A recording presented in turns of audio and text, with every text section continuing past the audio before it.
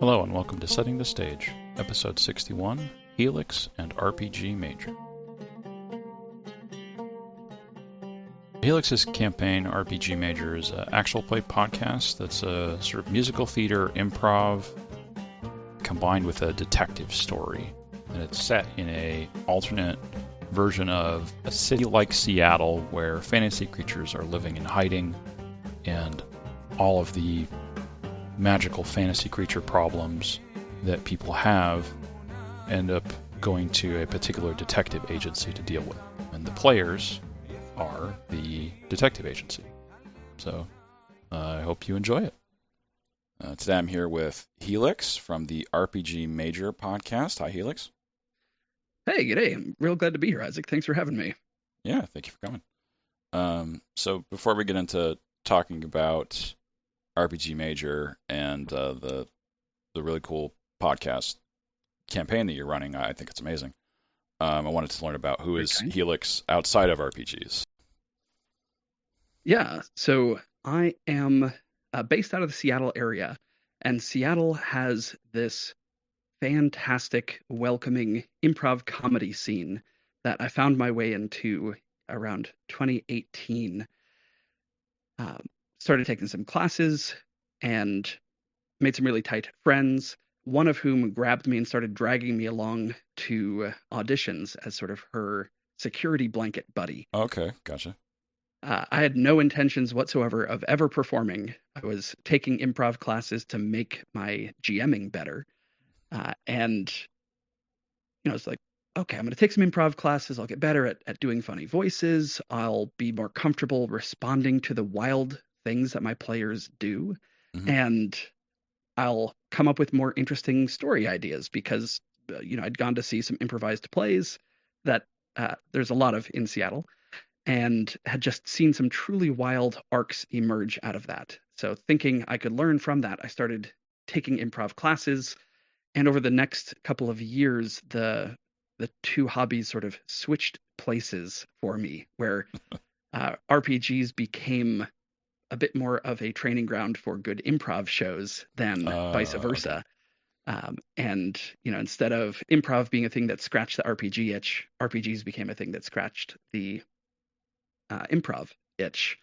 Well, yeah, and I think it's great advice for everyone, not just DMs, to take an improv class for role-playing games. It makes it so much easier to get into your character and react to what is happening in the situation. Yeah. One of the things that I genuinely love about improv is it changes how you listen to people, right?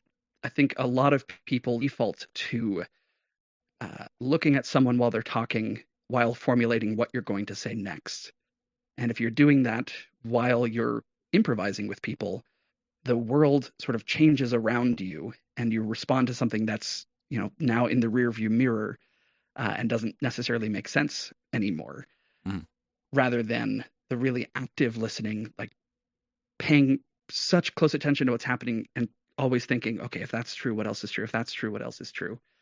So that you can sort of radically accept what people are offering you, pick up the gems that they're tossing out, picking them up, polishing them, and sort of handing them off to somebody else to enjoy. Right? It's a skill set that creates such a shift in how you think once you sort of engage with it enough. And also, you're going to meet some really kind people. You're going to make some really great friends. It is an art form that attracts kindness because people are there to say yes to each other. It's really lovely. And in Seattle in particular, because there is no way to make it, right? There's Saturday Night Live is not looking for talent here.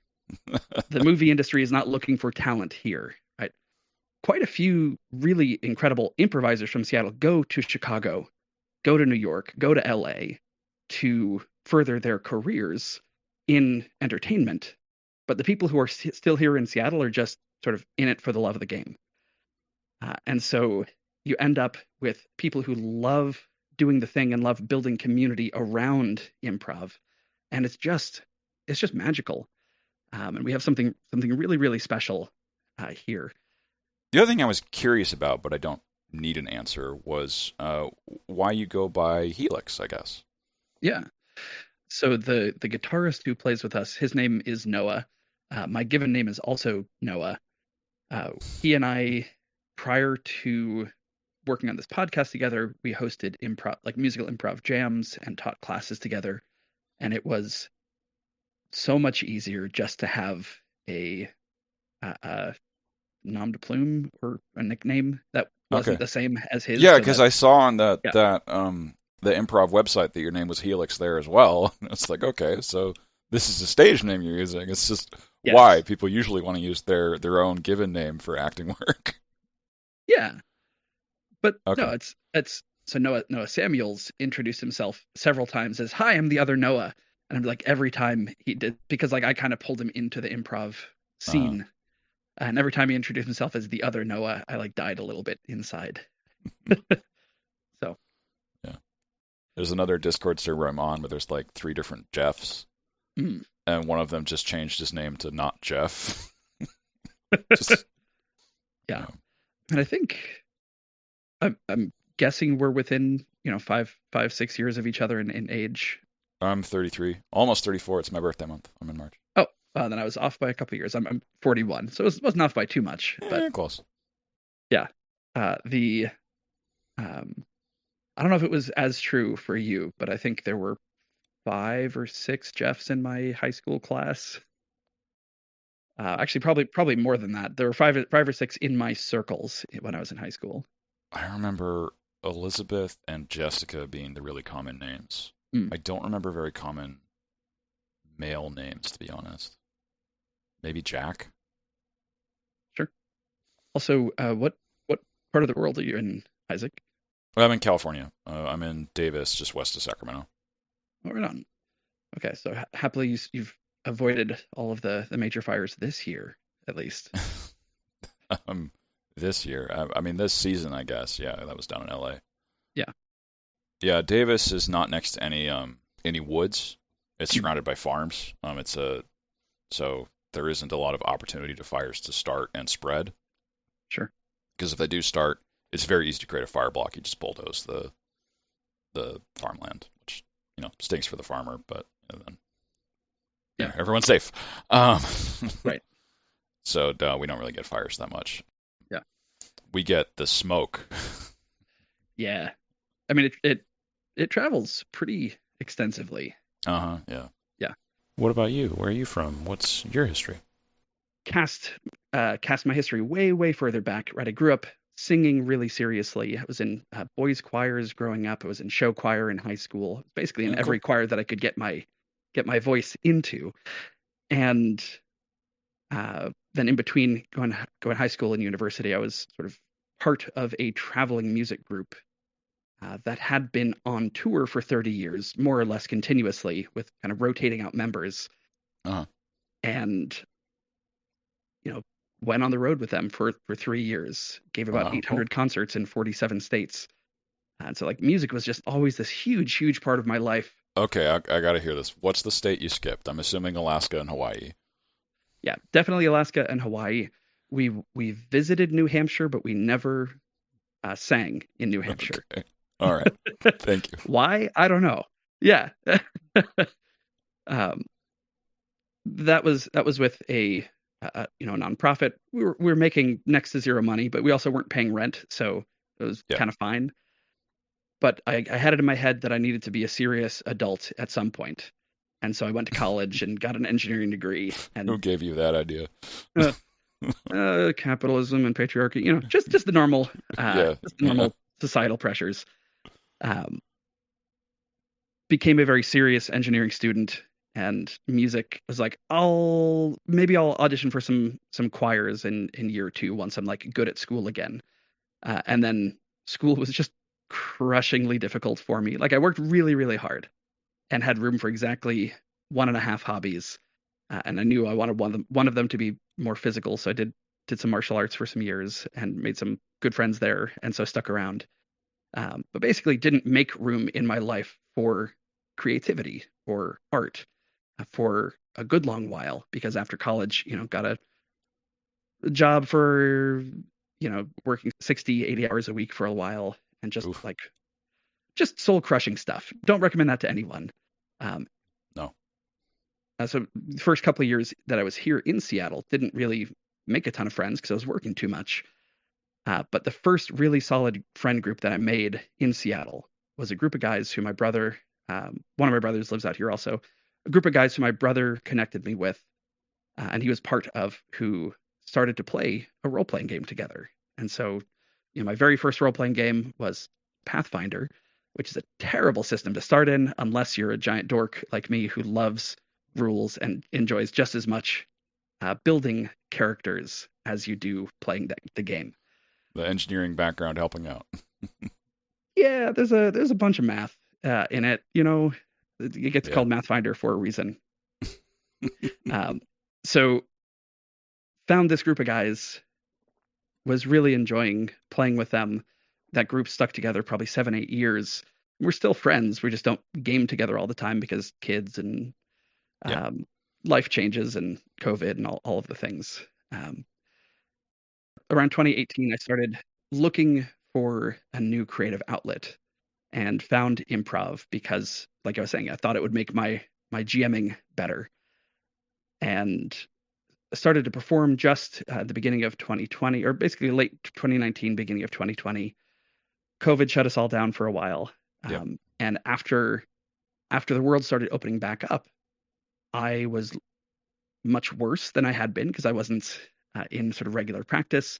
And so one of the things that I did was to start a what's called a jam, right? So a weekly event where I would just rent a big room, and whoever wanted to come and show up and do improv could come and show up and do improv. And at an audition, I was, kind of at the bar after an audition, I was chatting with some folks who had just auditioned. And one of them, so picture in your mind a 6'7", are they that tall? 6'4", probably, drag queen, who's, a bit heavier, but like done up all the way. And that is the most glorious version of my good friend Mo, who heard that I was starting a jam and was like, what if some of them were musical? And I turned to them and said, well, okay, what if you taught those ones? Because I have no idea I have no idea what that even means, right? And they came and taught, 3 or 4 of those over the next couple of months, and then had some complicated health issues. And then I was in charge of this monthly musical improv jam, having done it 3 or 4 times myself. So play that out for a couple of years, and I built up some skills, got to play with some really talented people, but also just like helped connect some members of the community together in some really lovely ways. This is sort of how I got to where the game starts. Yeah, cool. Getting the whole origin story. Like I said earlier, the Seattle community, the Seattle improv community, is lovely in part because it's not competitive, right? It's, hey, come and play with us. Mm-hmm. And that spirit was so strong, especially among people who wanted to try musical improv, and people who were already doing it were, showing up to my jam, even though we'd never met. The just word kind of spread that this thing was happening on the regular. And then, opportunities to perform in this way started to show up. And I did a show that was sort of inspired by Eurovision, which absolutely blew my mind.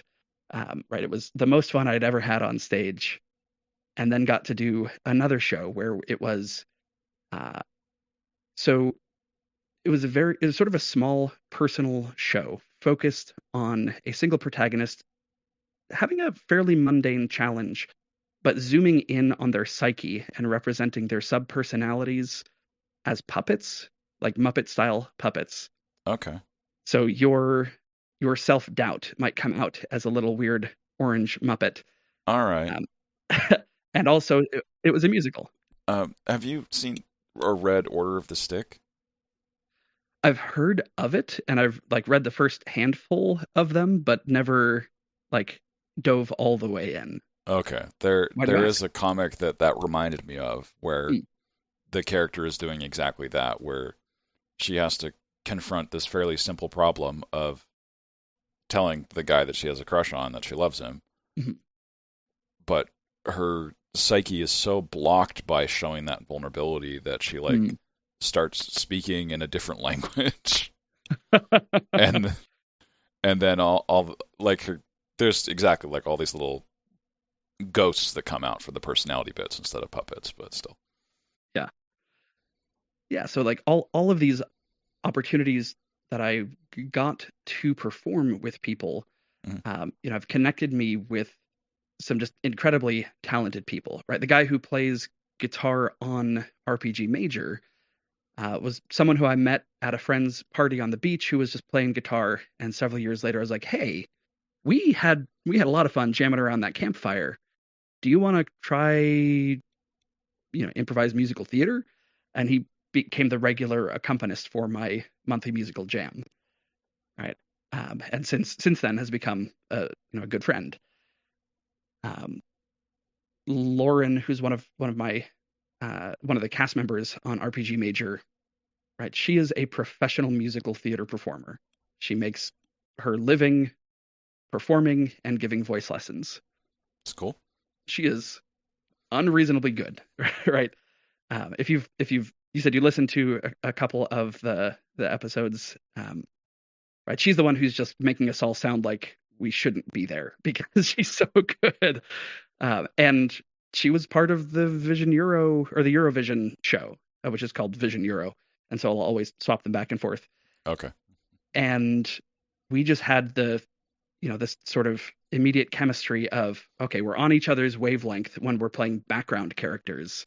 And we all were sort of finishing each other's sentences and bits and just playing really fun, freewheeling, sort of in the same energy. And, AJ was someone who started a little improv theater, and Camilla was someone who had been leading this troupe of, or co-leading this troupe of musical improvisers for 5 years at that point. And so all of these people who are just like ready to go and fostered by this beautiful community that I'm so happy to be part of have then sort of stepped up and said, yeah, this sounds like a really fun project, right? AJ and I kind of developed the ideas, bouncing them off each other, and um, then being able to pull the whole group together and say like this. And then we did sort of a couple test recordings as session zeros, and we recorded what is the second arc of the released podcast was intended to be a beta test. Just like, okay, everybody kind of figure out the rules. We're going to record it just for technology fleshing out purposes and Yeah, you got to finding test where the that part bugs too. are, um, and the story that they told together and the heart that their characters showed in their first outing together. Right, there are genuinely moments in that recording where you could probably hear that I'm in tears, or fighting them, right? And that hasn't really let up, right? The people who I perform with are hilarious and ready to be vulnerable, and the result is just magic. Oh, that's great. I feel like when you're creating art that you yourself enjoy that much, then you're doing the right thing. Yeah, and I've had to sort of come to grips with the fact that maybe I am an artist again after a long time of not really being that, or not really expressing that part of myself, Mm. right? And so um, being raised in a family where it's like, oh, you gotta, you can't brag, you can't, yeah, like humility is such a big virtue where really, Yeah. you know, the humility that was encouraged was more like self-effacement and self minimizing. And so being like even something small is like just picking up the title of artist and saying, yeah, okay, I'm making art, right? When the art form that I love most is one where improvisers will make fun of themselves more than anyone else. Right? My absolute favorite improvisers, or one of my absolute favorite improvisers, is a podcaster named John Patrick Cohen, and he regularly, or JPC, and regularly jokes about how many of his friends when he was doing improv in college just absolutely hated the fact that he was always inviting them to shows. Like, no, I'm not going to your show. I'm not going to your, right? Well, it's just like, you want to be an insult comic, but how appropriate is it to do that, right? Well, you can always use yourself as a target. Like Sure. you can get away with insult comedy when you're talking about yourself. Yeah. Yeah. There's your long rambling answer of who is this Helix guy and how did he get here? All right. Thank you. Yeah. So the name of the podcast, RPG Major, I'm assuming is a pun on the musical key. Yes. Okay, good. Yeah. So our guitarist Noah came up with that one, and as soon as it came out of his mouth, it was like, oh yeah, that's obviously the correct choice. We sort of wrote it down and sat with it for a while, and like kept throwing other ideas out, and none of them beat that.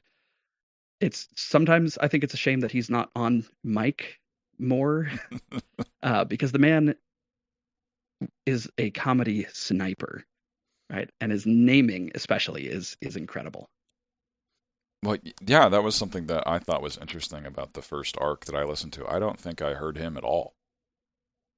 Yeah, so the recording setup that I have has 4 preamps for mics, right? And so it's very easy to record 4 voices and very hard to record 5. Right? We have done one arc where we recorded 5, and like I have a whole separate soundboard that I then feed into one of the extra inputs on this, I but there's see. no amplification, and so the vocal quality is way worse. And I've already Mm, spent enough money on getting this podcast sort of started up, gear wise, yeah. that buying more preamps or buying a new recording interface with more preamps is just like something that I'm sure I will eventually do, but can't justify yet, just for the sake of like pointing a shotgun mic at Noah so that we can hear the occasional jokes and laughter.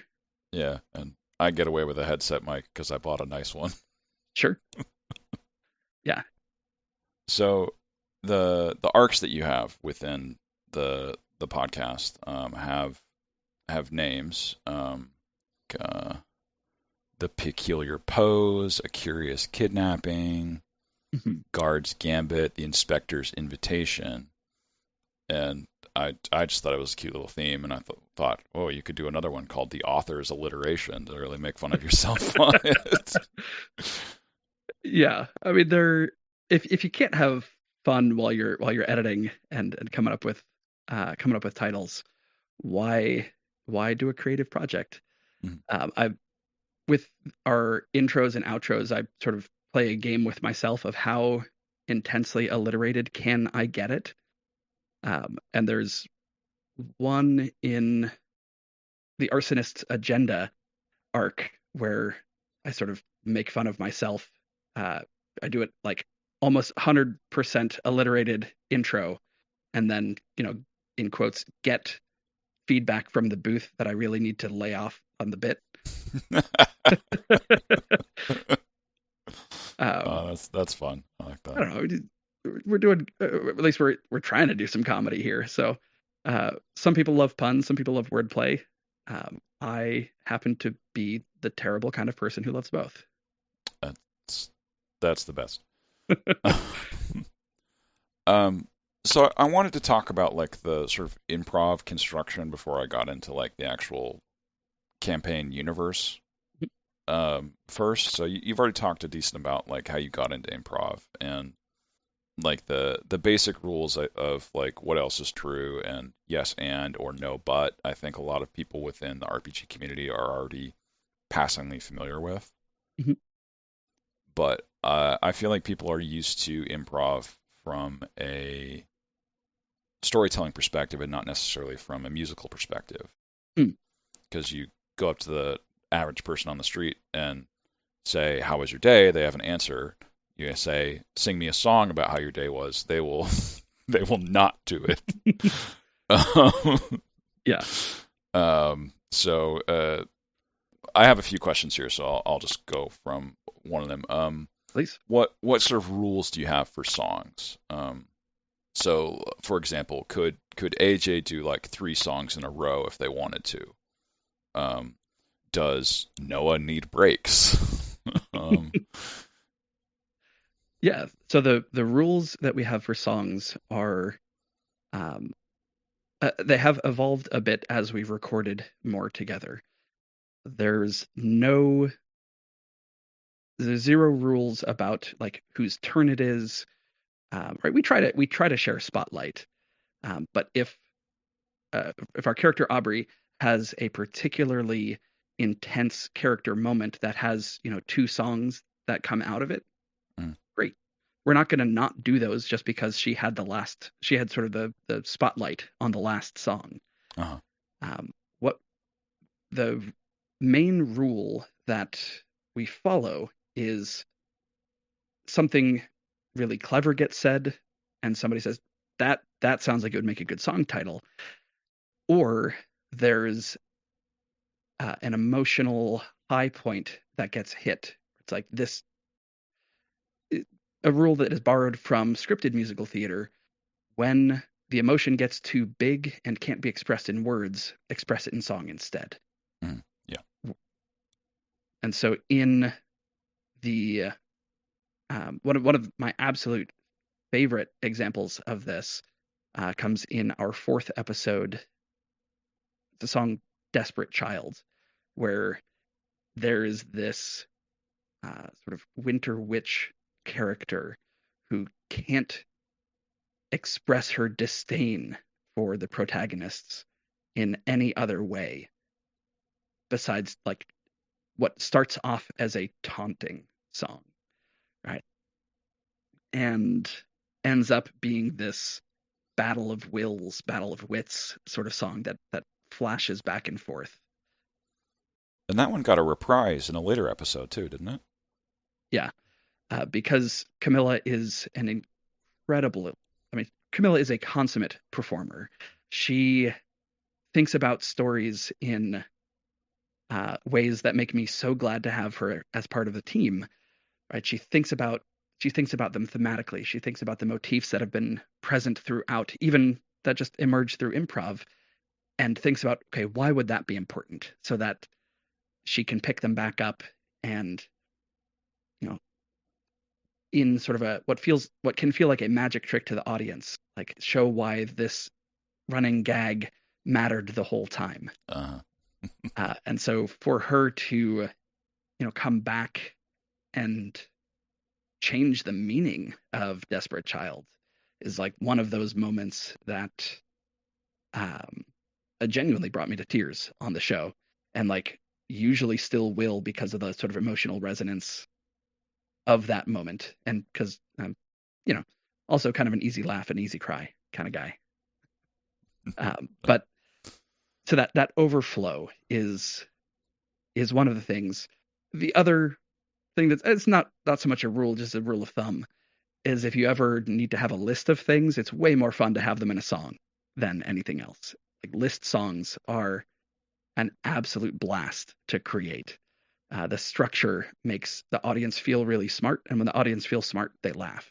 Yeah, I was thinking a few of my favorite things from Sound of Music. Very popular song. People love that Yeah, absolutely. Look at this stuff, isn't it neat? Wouldn't you think my collection's complete, right? one. That is both the I want song for the protagonist of The Little Mermaid, and it's also a list song, right? She spends the verses of the song just like listing stuff that she's collected, and Yeah, man, people love the heck out of that song. yeah.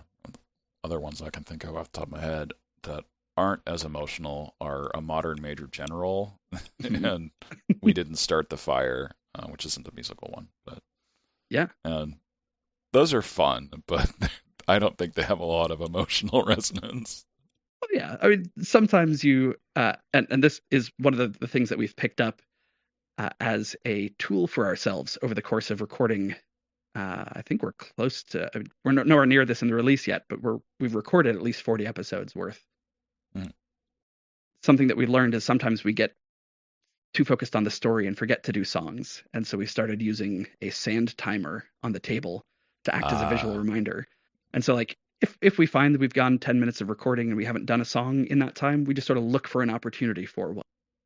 And so the threshold might be a little bit lower than like emotional overflow, but it's resulted in some really like in improv, stupid is a good word. Some really stupid songs that have been a lot of fun, and I'm excited to share with people. Oh, yeah, and sometimes you go for emotion, sometimes you go for comedy. And Yeah, that's fine you, too. you got to have that balance Yeah, because yeah.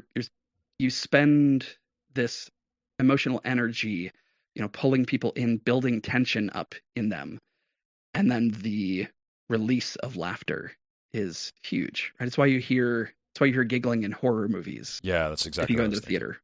Yeah. Yeah. And so being able to take people on that sort of emotional ride with high highs and deep lows is, to me, a hallmark of good storytelling. And like it's something that I aim for, and I'm always worried, like, oh, what if we don't find both extremes in this arc? Um, yeah, you can roll your eyes. It's fine. I get it. What if And it's not perfect? exactly. What if our improv isn't perfect?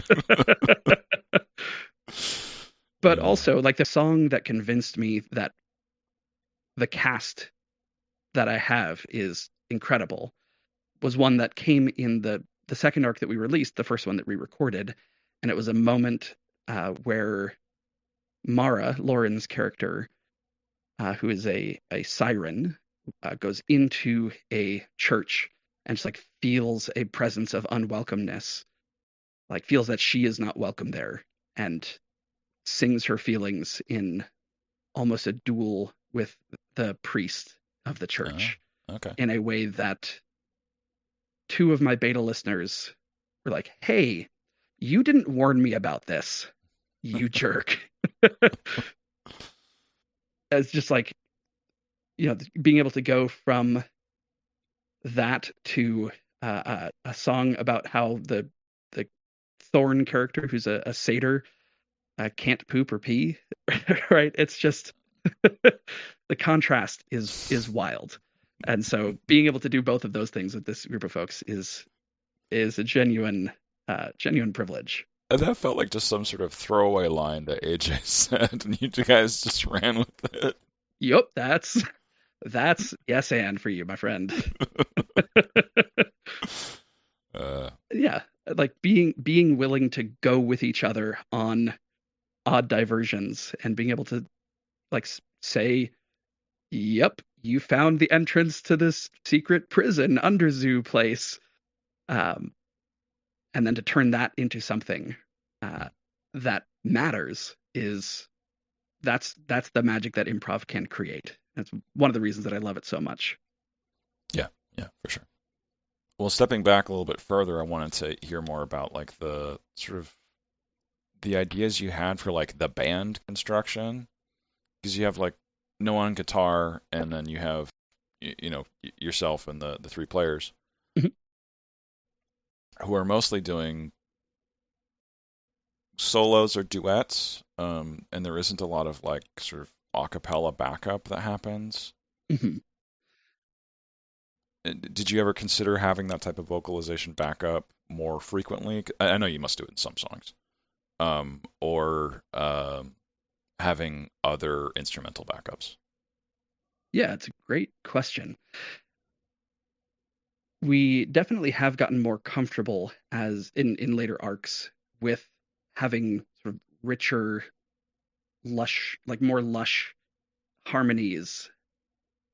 And one arc, the Guard's Gambit, we had a pianist in, a guy by the name of Alex Engelberg, who is widely renowned in Seattle as the king of musical improv in town. Right. Cool. As for like why the band is the way it is right now, man, scheduling with adults is hard. And being able to perform with people consistently builds a level of trust and connection, and like knowing that Noah's going to follow whatever I do, and that he's always going to have an idea or an offer. He's always going to be able to respond to what I do, or to Lauren knows the same thing, and Camilla knows the same thing, right?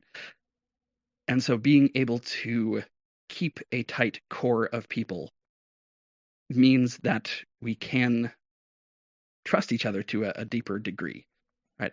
I Yeah. perform, in addition to performing with this group and being part of the cast of shows like Vision Euro, like Inside Voices, which is the musical with puppets where you explore a person's sub personalities.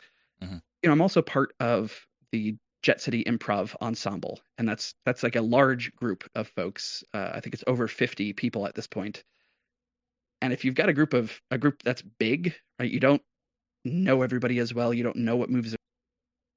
You always have 5 or 6 people who are willing to show up and do a show on Friday Right. night, but the intimacy is lost.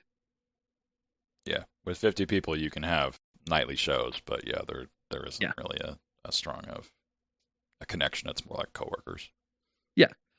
Um, and so between the scheduling, the fact that we're recording, in my dining room, which is not big, and the sort of intimacy piece, and the fact that this has just worked really well for us so far. Like, I'm genuinely very proud of what we make. I don't see a strong reason to change anything, right? I would love to get Noah and Alex opportunities to perform more together. They've had a few, right? We did all of us did a Rocky Horror musical improv spoof this past Halloween season Okay. that Alex was, the musical director of, and Noah was a guitarist in while Alex was on keys. I would love to have Alex here more often, but he's busy. Right. Right. Yeah. And to answer the question, like, does Noah get tired? Alex and Noah are very different musicians, right? Noah just wants to go to the park and play his guitar for hours and hours and hours, and does, Right. right? And like that's how we sort of got to know each other, right? Was playing music or creating music together and being able to like bounce ideas off of each other. And so if we do a 5 or 6 hour recording session, he is never the one who taps out first. All right. Whereas, Alex, his brain is like, I think Noah sort of dropped like, I could be wrong about this, but what I've gathered is that Noah like drops into a flow and he's just like, he's there with his consciousness in his guitar, and he's not really analyzing too much. He's just attentive and kind of feeling the energy Hmm. of things. And Alex is hyper analyzing everything. And he's like, okay, what's the cleverest thing that I can do? Okay, we're doing a villain song. I'm going to make it sound like an ice cream truck coming around so that this villain has to be something weird and wild, right? Like, Alex is making big choices like that all of the time. And so performing with him is an absolute blast. And at the end of a 2 hour show, or 90-minute show, he's mentally cooked because the man is working hard. I'm curious if that's because a piano has more opportunities for like complex songs that can portray that than a guitar. It certainly could be. And like, he also, I mean, both of them are multi instrumentalists, right? I think Noah's main instrument, he would say, is the drum kit. Mm. Not a great backup for a musical show necessarily, and certainly not one Especially in my recording. dining room. Yeah, exactly. um, but like, Alex will, he was just showing me some things that he's been working on, which is essentially you know, normally you would play like a boom cha cha doom cha cha doom cha, sort of low high low high low high low high thing you would normally play with 2 hands. He's been working on playing with one hand so that with his other hand he can switch the bottom half of his keyboard to a drum kit, so he can play the drums with his left hand while playing the keyboard with his right hand. It's just like, it's more levels of independence than I will ever have. I have failed to learn to play the guitar 3 or 4 times because I think in one note at a time. I can play the trumpet, I can play the flute, I can whistle great, I can sing. Um, but yeah, ask me to think about a chord and I can't, except finding what else needs to be in it in a chord that's already there. Yeah. That's Yeah. why I like piano best for myself, is because I can use the pedals to have it be more than one note at a time, but I only have to do one at a time with my fingers. Sure. Yeah. So yeah, so I mean, we have also experimented a little bit, especially the arc that's releasing we're sort of in the middle of releasing as we're recording this, which the arc that is called the Battle of the Bands we recorded this Battle of the Bands arc while Lauren was in rehearsals for a scripted musical production, which the rehearsal processes for those are way more intense than I knew. She was just not available for recording for a month and a half. And so it's like, well, we would like to keep the group going momentum wise, and we have lots of people who've expressed interest in being guests.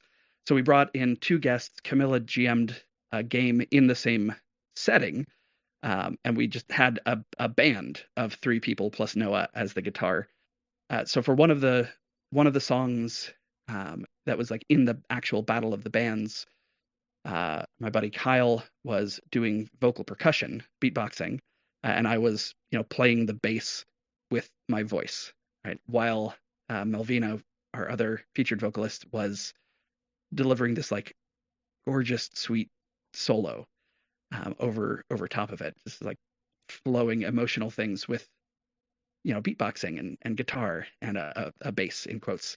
And another song in there, I was like, I've been wanting to whistle on these tracks for a long time, and so I sort of gave that a go in one of them, and it worked pretty well and was a huge pain for me to edit because those high frequencies get picked up by every microphone in the room, That's what regardless of all of the padding that I have up and around. Yeah. So, yeah, you need to whistle with like your hands over your mouth or something. something. Yeah, the other instrument I was thinking you might be able to include was castanets, but I would think that might have the same problem. Oh, the castanets are like the like shaky guys. No, the clicky click clicks. Yeah. Yeah, because anybody can use those. So if you wanted to use them as backup, like your players could, but they also might get picked up by different mics. True. And the thing is, like, if something gets picked up in multiple mics while we're singing, right? The amount of editing, like, I never changed the timing of things that happen while we're singing. It would be a fool's errand to try. Oh yeah. Right. Noah does like sound tracking while we're recording our RP, that I think for me adds a lot. And so I want to preserve what he's playing as much as I can. And so rather than, but also want to, cut out the ums and ahs and long pauses while people think.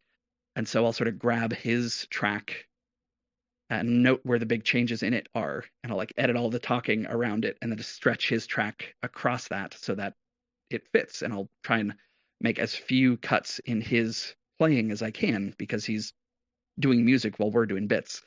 And I'll, hide a edit behind a laugh or something. But, if I were to grab any of the drums that are over in my living room and try and play those get picked up by every mic. Yeah. Which maybe wouldn't be a problem, and maybe we should experiment with. Because if you don't experiment, you never learn. Yeah. Well, one of the cute things I noticed was that you're using guitar riffs to like cover swearing. Yeah. Yeah. Because you're trying to use like code words a lot of the time, but then sometimes it snuck through, and then I don't know if you're inserting that or Noah was predicting it. No. Yeah, that is an F minor chord that covers up all of our.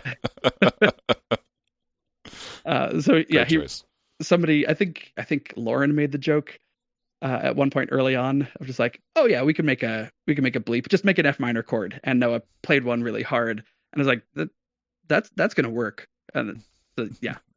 Okay, cool. Yeah. And I think like you, I'm not trying to make a podcast for kids by any means. No. But I also don't want parents to feel badly about their kids being around while they're playing it. Right? I don't want them to learn. I don't want their kids to learn anything other than kindness and bravery from listening to us. It seemed like something that could be on the radio if you wanted it to. Yeah, and if you know anybody who's looking for a radio show, just point them my way. Oh, boy. I think it's too long, man. No, for sure. Yeah.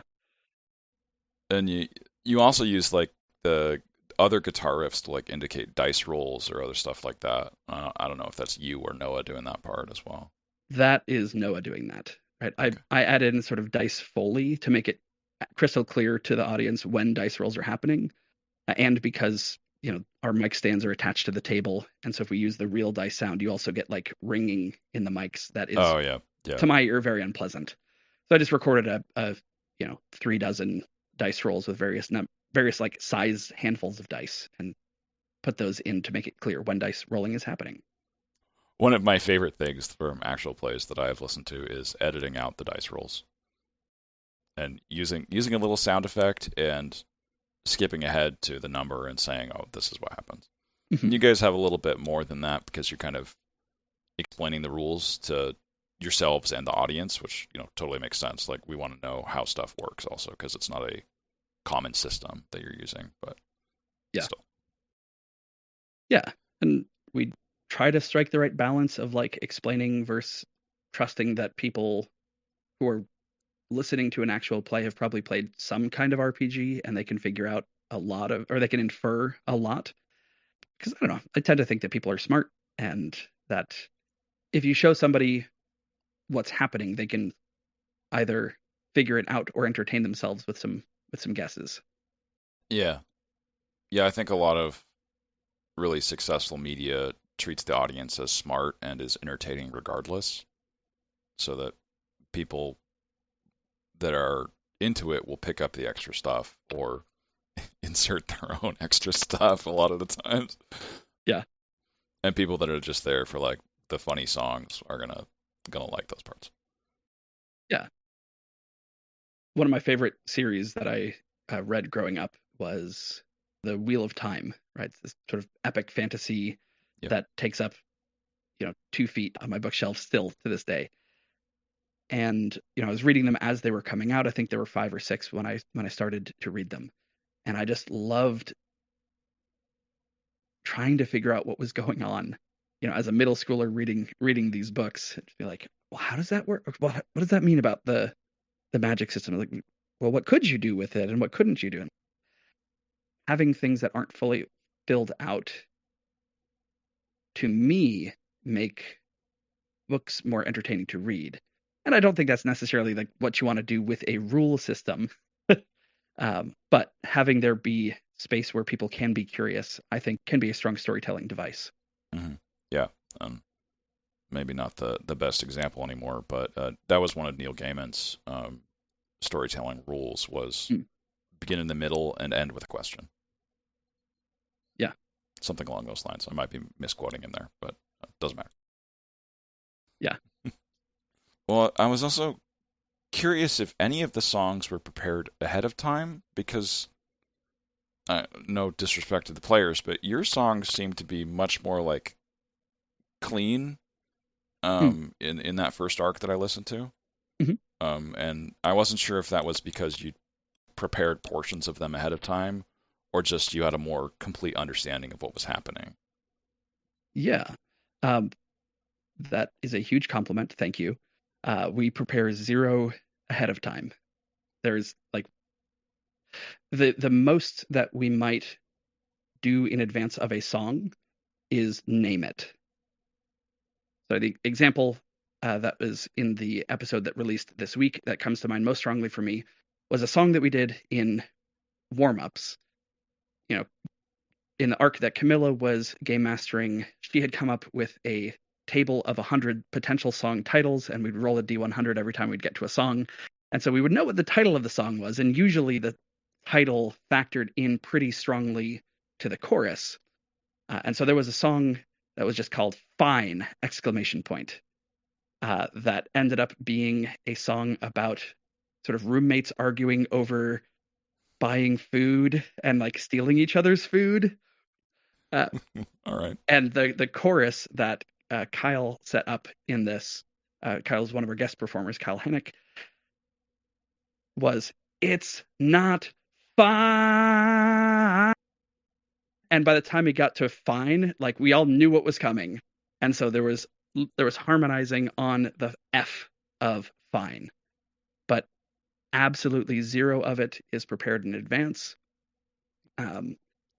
The one exception to that would be sort of a reprise, like we talked about with Desperate Child, right? I do think that Camilla had thought about that in advance, but I doubt she had ever put her voice to it. Mm. And because That she was doesn't count. calling back, yeah, I tend to agree.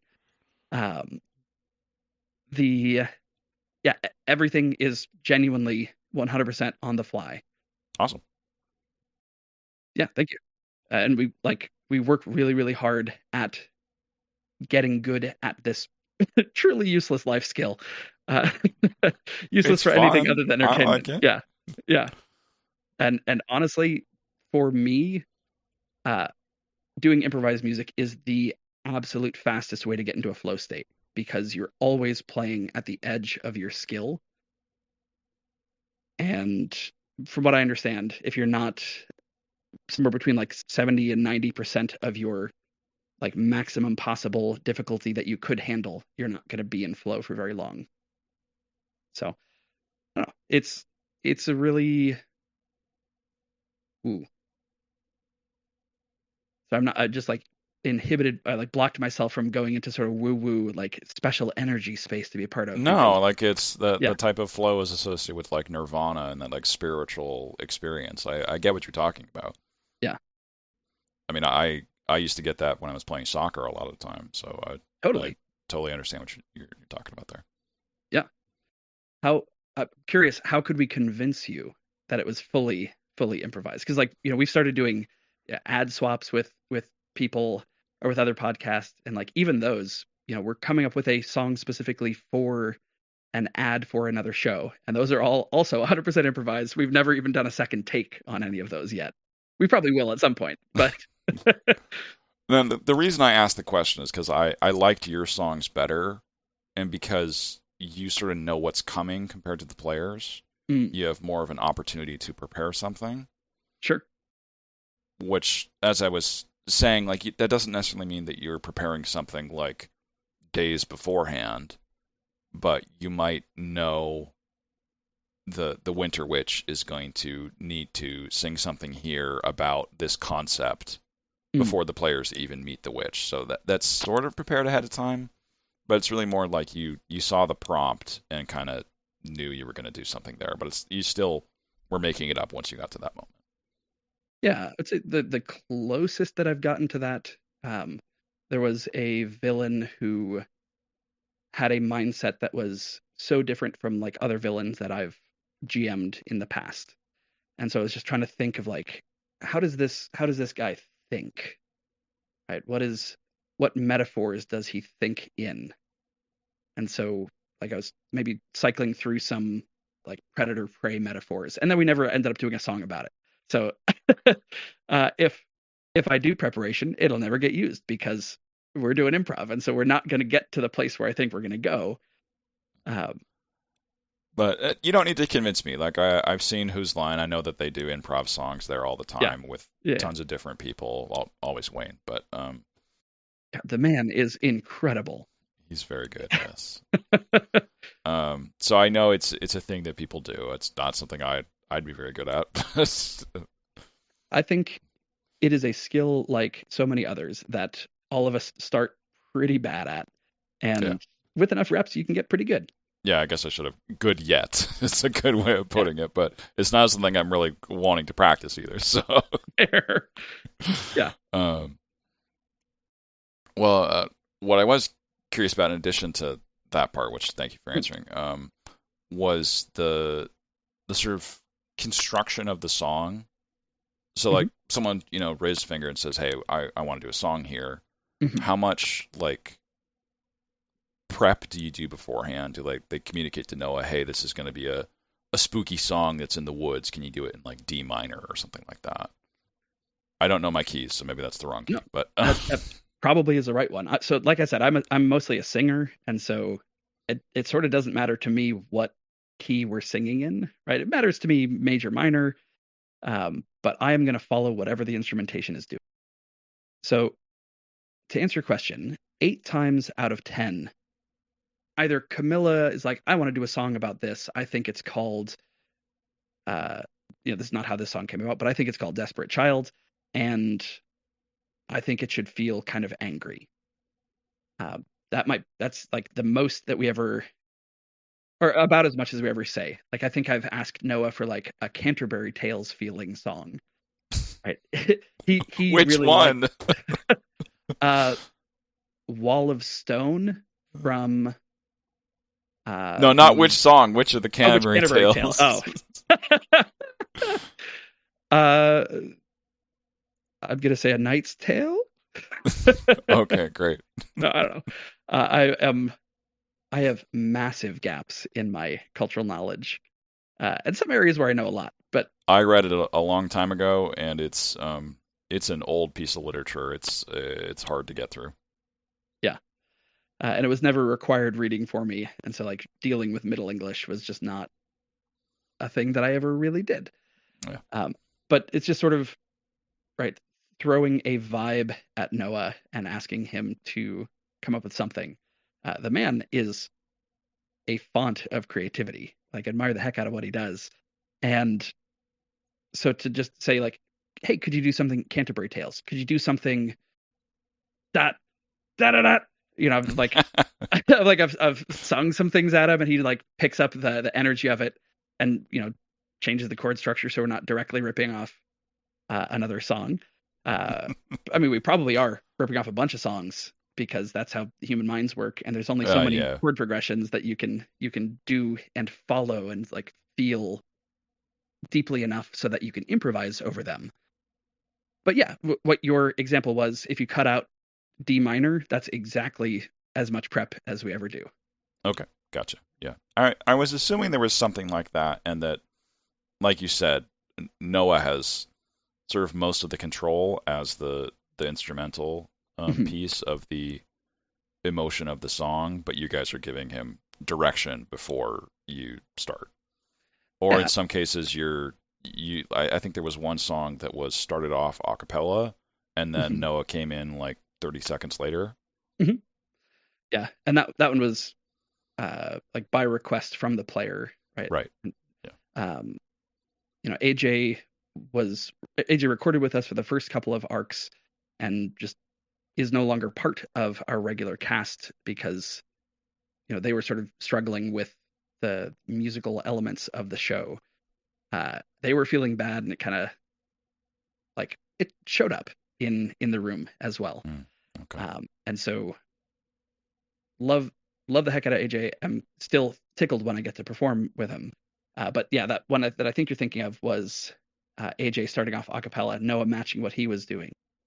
And sort of the third mode that happens, so that like a cappella start is probably the least common.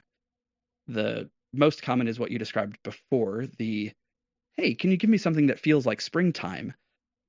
And the probably second most common way is Noah is doing some underscoring on the guitar and a song sort of naturally emerges without us really saying anything about it. Other than like maybe we have a hand signal that we do in the room for like that's a song, do a song. Okay. And if Noah sees that, he'll sometimes just transition the sound tracking into the accompaniment for a song. Yeah, because he's listening, he already knows kind of what the emotion is going on. Yeah. Okay, that makes sense. Last question I wanted to ask about the podcast element before we get into the campaign element was about your recording schedule. You mentioned like Noah's fine going for 6 hours. Yeah. And each arc looks like it's about 5 or 6 episodes, which translates to about 6 hours. Are you doing them in a single sitting? We usually will do an arc in 2 sittings. Okay, that sounds more reasonable to me. Yeah. It takes us some time, in part because we record so infrequently, to get on the same page as each other and sort of remesh together. Right? We do half an hour of just hanging out and chatting, kind of catching up on life a little bit, reaffirming friendship in a lot of ways. Yeah, I think that's pretty natural. Yeah, like I do that with my group too. And like you said, you do the warm up improv games beforehand as well. Yeah, and like the half hour, and with some groups, the Pathfinder group that I still play with, we'll usually do a half hour to an hour of catching up in our like 2 to 2.5 hour sessions, which is great. I love those folks. So yeah, we'll catch up as human beings. We'll talk about any sensitivities or boundaries or like things we want to avoid. to sort of make sure we're all feeling good and safe and comfortable at the table. We will do some improv warm-ups. We'll do some musical warm-ups. We'll create some choruses and then some songs together. And then what's usually at the like 90-minute mark is we'll actually start recording. And so it takes us a long time to get into the headspace and get connected with each other. And we could do it faster, but there's not really a great reason to, because this is what we're doing, right? We're there to be connected to each other and to bounce ideas off of each other. And if it wasn't fun, you wouldn't want to do it. So right. Yeah. So then we'll then usually record for a couple hours, and I'll try and feed people at some point. And so we'll pause for a meal. Like I said before, I try to cheat at every opportunity, and so oftentimes we'll record the first half of the mystery, and I'll have like I never have more than a loose of a few things that are true, because what I have learned is that when running mysteries, you need to be able to say yes so frequently, or the players start to feel stuck. Right? The one arc that we've recorded that I have not released, and I'm not sure if I ever will, is one where they just felt stuck because I had a little bit too much specificity in where the clues were and what questions they needed to ask. And like some of the characters who had the clues held the clues a little bit too tightly because they were deeply personal and they didn't build trust with the PCs. Gotcha. Or the PCs didn't build trust with them or something. So having a very loose mystery structure where there's a few things that I know are true so that I can give answers and strew clues about more generously and allow them to just find them and grab them and move on and feel like they're making progress while actually, making progress, just works better for an improvised play style. Right? I always know what is true. Right? I know at the outset of the peculiar pose why Denny's memories don't match his photographs and why his furniture is weird. Where the clues get found, I don't know. Yeah, that seemed like it went off on a very different than what you were expecting, I think. Yeah, but that's the joy of playing with talented improvisers, right? They have ideas. You just say yes to them, and you find ways to give them what they need. The players have agency to create locations, to create NPCs. They have often created clues for themselves, right? In an arc that we've recorded but hasn't been released yet, there is a person that they're trying to track down, like the villain of the arc. They go to sort of one of his known haunts. I had no idea if he was going to be there or not. I sort of planned for him to show up somewhere else, usually, the second or third place they check, just for rule of three beats and things like that. Right. And one of the players rolled a triumph, and she decided, oh, this triumph means that I collide physically with the villain. Like, okay, I guess he's there now. Sure, why not? Okay. Yeah, like if it's a place where he could absolutely be, where he's known to frequent, right? Just saying yes to things and seeing what could go wrong, because you can monkey's paw anything, right? So giving them the thing that they want doesn't necessarily mean that they're getting their way, or doesn't necessarily mean that they don't have challenges to overcome as a result of getting the thing that they want. And so being able to, I don't know, I'm not sure what the right analogy is, surf whatever wave comes your way, is something that works really well for our group. Okay, let's start talking about the setting if you're ready for that. Sure. A little map on the website, which I didn't even think you had a map of this town. We didn't until pretty recently.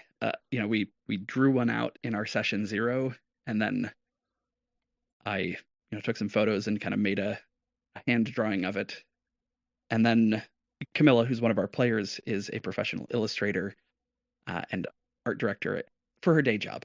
And so slowly ask her for, do you think you could do this?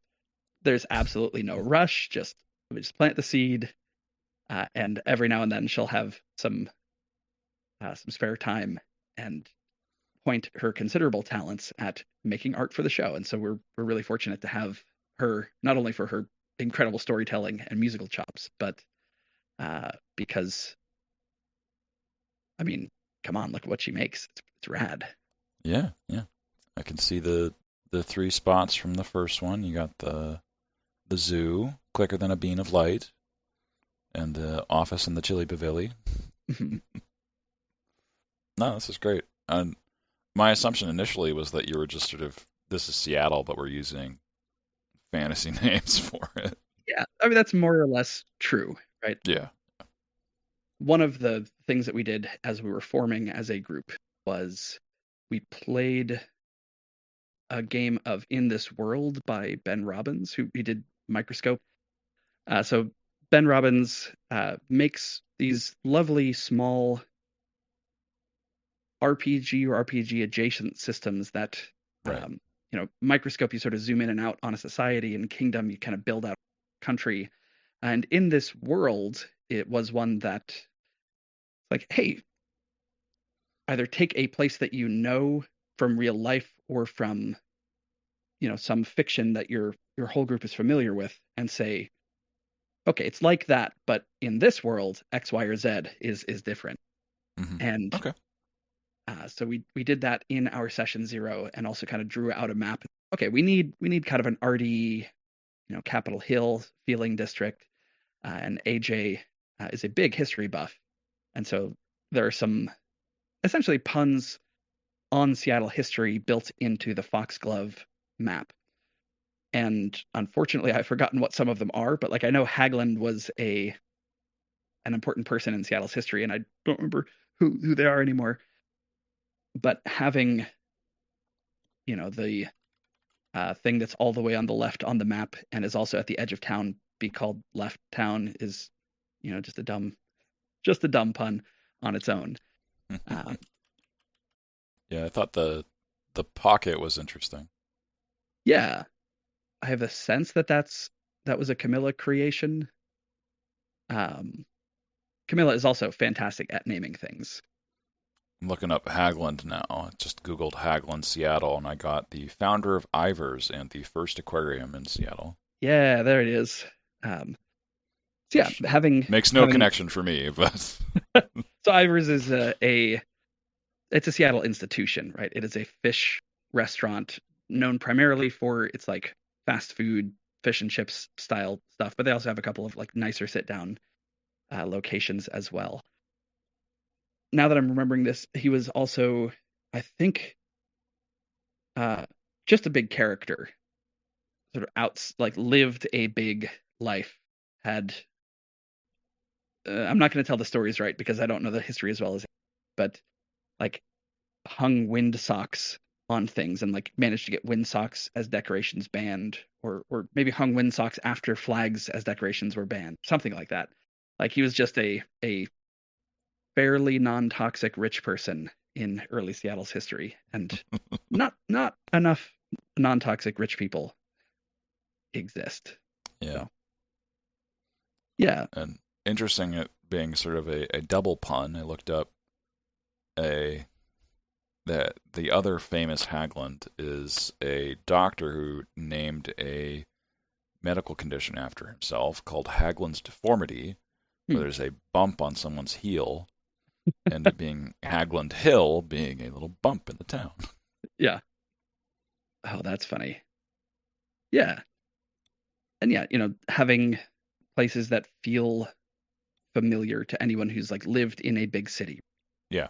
Everyone sort of knows there's the artsy district. Everyone knows there's kind of the hippy dippy district, and the district that was industrial and is, a bunch of artists moved in, and now it's kind of becoming cool. Or like a foreign district like Chinatown and Little Italy are usually crushed together. Kind of. Yeah, for sure. Yeah, like just making a world that felt very familiar with just a couple little tweaks means that everybody, even guests coming in, feel comfortable like making assumptions about what could be there, because it's not a big jump necessarily.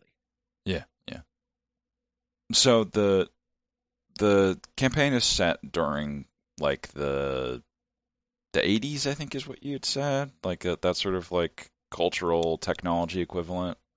Yeah, so that's where we started, and we learned pretty quickly that not having smartphones and the internet and the ability to acquire infinite information, all like that, we knew we wanted, but also, right, both our cast and guest being uh, queer folks meant that we didn't want to have the hate of the 80s Hmm. as part of our setting. And so while we said at first, like, yeah, it's in the 80s. No, it's just stuck in 80s tech, but it's very modern sensibilities, and it's we may do some stories that sort of focus in on villains who hate, but that's not really the story that I want to lead with, right? Uh-huh. Yeah. I've I love villains who are trying their best or acting according to their instincts, Hmm. right? If a villain is non-human, because having a like I just don't believe a mustache twirling villain. I've yet to find one convincing or compelling. You don't like Snidely Whiplash? He's great. What are you talking about? I mean, I just don't get the impulse to leave a human being tied up on a train track. Like it's nonsense. There's a perfectly good cliff right there. If you want him to be dead, just make him dead real quick. No. He wants to make Dudley suffer. Yeah. So yeah, having villains who are either not really villains or having villains who are motivated by a more primal drive is something that I really wanted to push for. And so in our world, right, where people are just accepted. We just get to say it. And so far it's been a lovely gift to give to many of our guests. Like, Melvina, who joined us for our Battle of the Bands arc, they got to play a male character, and like everybody was just like, yeah, of course, right? Yeah. If you could have a more accepting place, why not have it? All right, there's still plenty of darkness to be found in this world, Yeah. and plenty Yeah, of for sure. darkness for our PCs to sort of stand up against. But we don't need all of we don't need the 80s back. Okay, so 80s sort of culturally and technology wise, but Mhm. we're going to accelerate civil rights progress Yeah, maybe 100 years based on what the US is like right now, to be honest. yeah, Um, and the other aspect is there's like fairy creatures all over the place. Like the main cast themselves, at least in the first arc, are Mhm. all creatures. None of them are people, like human people. Sure. Or, well, I guess AJ's character Thorn, kind of, but not exactly. Yeah, I mean, Thorn, I think shared this in one of their introductions, and I put it in the trailer, so I don't consider this to be, spoilery for anybody. Right. Born a human man, was trying to change their body and their appearance, played around with magic they fully understand, and turned themselves into a satyr, and now live as a satyr while sort of occasionally having Emperor's New Groove style transformation events where they get to spend some time as, a llama, and then they turn back into a satyr. And they get to spend some time as a snake and turn back into a satyr. And a rule that we established early on was like, oh yeah, you'll never actually become human. Great, no problem. Okay. Uh, Yes. but you get to play around and transform as often as you would like, because they are the chaos character, right? And in the same vein, Aubrey is a human who had sort of a Narnia style adventure in an alternate world and then came back as a 13-year-old, right? And had to finish middle school.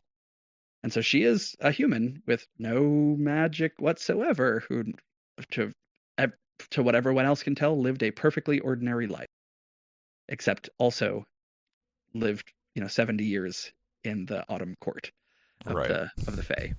Sort of a dryad princess. Yeah.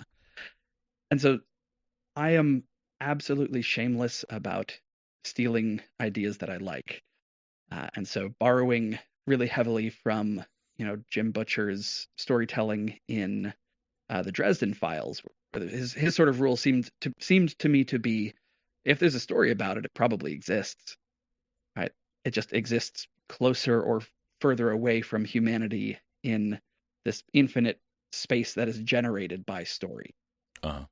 And so being able to have a world where if there's a story about it, it exists, means that we get to dive into different mythologies, means that we get to pull in creatures that are truly wild. We have there is a werewolf arc, but it's not the werewolf that you're thinking of. Right? There is a vampire arc, and it's not the vampire that you're thinking of. And it's because there are these myths that have been told all over the world, and each one of them reveals something about humanity. Yuval Noah Harari talks about how primal myths, like stories that get told again and again and again, are things that come out of biological drives. Being cast out of a community is the worst thing that can happen to a person. And that story being told of being cast out mirrors the actual death that a toddler would face if they didn't have the support and care of their parents and the surrounding community.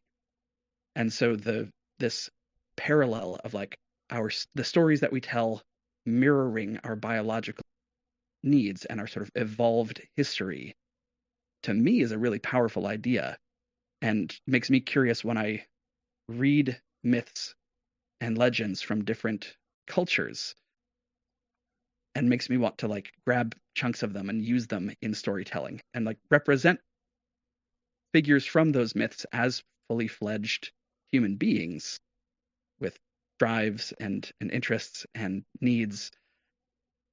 I sometimes feel like this is very like tenuous ground to walk on as a storyteller, because I'm sort of borrowing other people's stories. Like, I'm not Irish, but I'm telling fairy stories. I'm not Greek, and I'm using Greek mythology.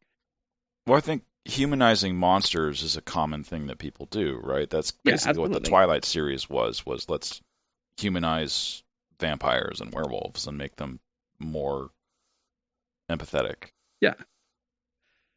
And yeah, so being able to take, I haven't used any of this in the show yet, but I've been recently reading about and researching and just sort of like letting ideas stew about Filipino myths, right? Like the Mananganal is a buck wild creature. I don't think I'll ever do it because of some safety rules that we have established at our table. There's some body horror in that one, yeah.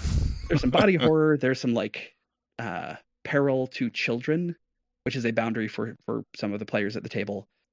Like how much peril a child can face and what they as PCs are able to do about that. The Mananganal will never make it to the table, but like, what does it say about humanity that the Mananganal is a creature that we tell stories about? Right? What instinct does that reflect? What aspect can we recognize in all of ourselves that this monster personifies or exhibits? And that's telling stories about people is really all I want to do. Well, I guess we might not want to talk about exactly what it is on this podcast if we're trying to not scare people, but y'all can look it up. It's a pretty freaky monster that sort of a kind of a bat person. It's sort of the Filipino vampire somewhat. Normal during the day, at nighttime goes out and eats people. Yeah, or part of them does. Yes. Part of her does, yeah. Have you ever listened to the Blades of Mayari podcast? Blades of Mayari? I'm not familiar with that one. Why do you ask? It's a Filipino folktale podcast, actual play podcast. Okay. I am going to write that down. 1 second. And by write down, I mean search for it in my podcast player and hit the subscribe button. Give at least a couple of those a listen. Thank you. Yeah, yeah. And I'm actually planning on running the Manunganals feature in some of the Pathfinder adventure paths, so I'm planning on running those pretty soon. So that's where I already knew about the monster from. Yeah. Like I had encountered them in Pathfinder, but didn't really do any reading about them. And then since starting this podcast, I'm like, I should read about a lot of different monsters and a lot of different myths, and just like have breadth to potentially draw from. Yeah, yeah. Yeah. It also feels like there's more, I guess not compared to other ones. I was thinking like there's sort of a very violent monster, and it feels like, at least in the first arc, what the conflicts that the group is experiencing are not violent in nature. It's more like informational based, where there's secrets and we have to find them out, and there's emotional stakes, but there's no physical stakes to what's occurring. And that nature gets very different. But I mean, if you're including vampires and werewolves, those also kind of their traditional story is very violent. Yes. Yeah, the violence is something that does appear on screen on screen on our show, but it's pretty rare. I mean, we roll initiative maybe every second arc, which I don't know. I think I assumed we would do it more often initially, but then the storytelling just the players so consistently seek reconciliation rather than confrontation that it doesn't usually make sense unless you have a creature who is so mindless as to not see an opportunity for reconciliation, or whose motivations are so antithetical to the PCs that that's all they can do. So you described at one point that this is a world where all myths are real, was the initial idea. And in my mind, that makes it sort of a very crowded universe. Like, yes. There's lizard people that control everything, and there's also Zeus and Poseidon and Horus and Odin all over the place. So I guess one of my thoughts on that was like, is this more just like sort of modern folklore is real? Are we limiting it that way, or is it just like, well, if I want to pull something in, I will. Or if the players want to pull something in, they can. But we're not going to deal with the consequences of Zeus, Odin, and Horus all existing as head deities of different pantheons. Right. I mean, I think the latter is much more true, right? We know what is available in the pantry, and that's everything. But you're not taking out every ingredient every time you cook. Right.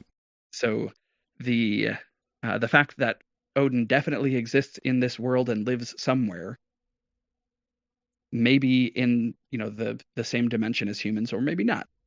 Right? We know because it's part of Aubrey's story that there are other dimensions that you can travel into, and that time and space work very differently in those dimensions relative to our own. Common fairy thing, yeah. Very much so. But we might not have already known that if it weren't relevant to a PC in this world, right?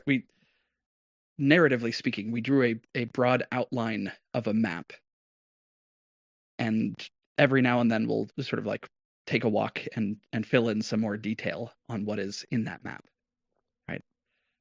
Where most of both the literal map of the city and the narrative mythological space map of the world that Foxglove is part of is left up to the imagination of both the listener and the players to populate.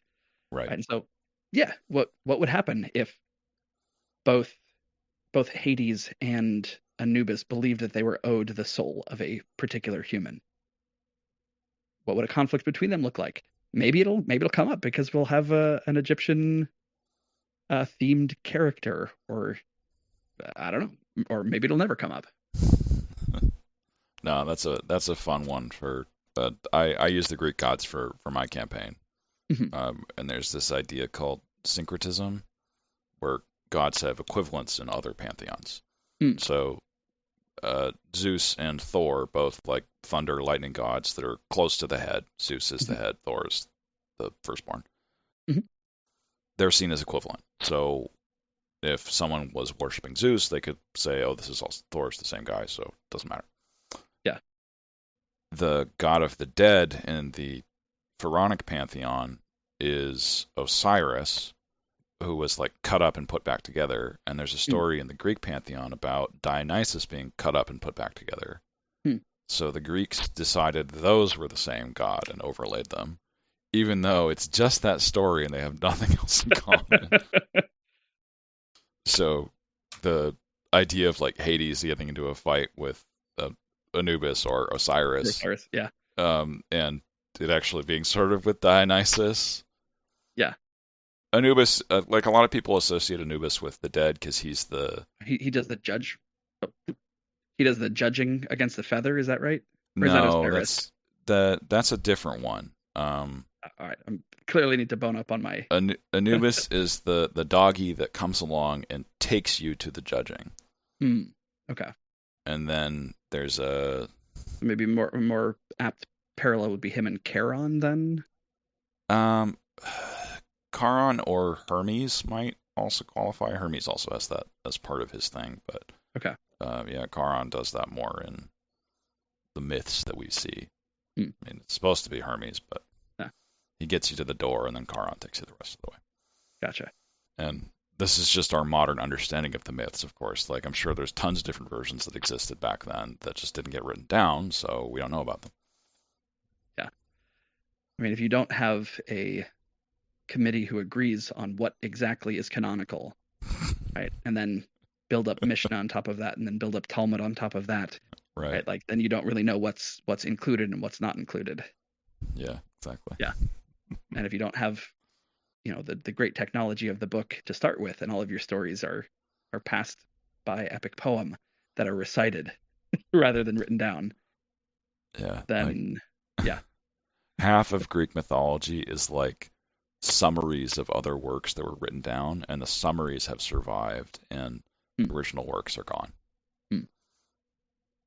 Something like half of it. So with this idea of all myths are real, but more like in a pantry, one of the other notes I wrote down was like, does thinking up something as a myth make it real? And I'm assuming that's not true. At least, like from the player's perspective, but yeah. So when I'm talking with my players about this, right? If the internet existed in this world, Slender Man would be a real creature, a creature that came into existence because enough stories were told about it. Yeah, the way that I think about it, if there are enough stories, if enough people believe in it, or hold the idea of it, that creates the existence of the creature. In the same way that, right, I don't believe that there is any real collection of atoms that ever made up a creature called Zeus. Right? Zeus is an intersubjective reality. He is a story that is told between people. Zeus only exists between people and within people.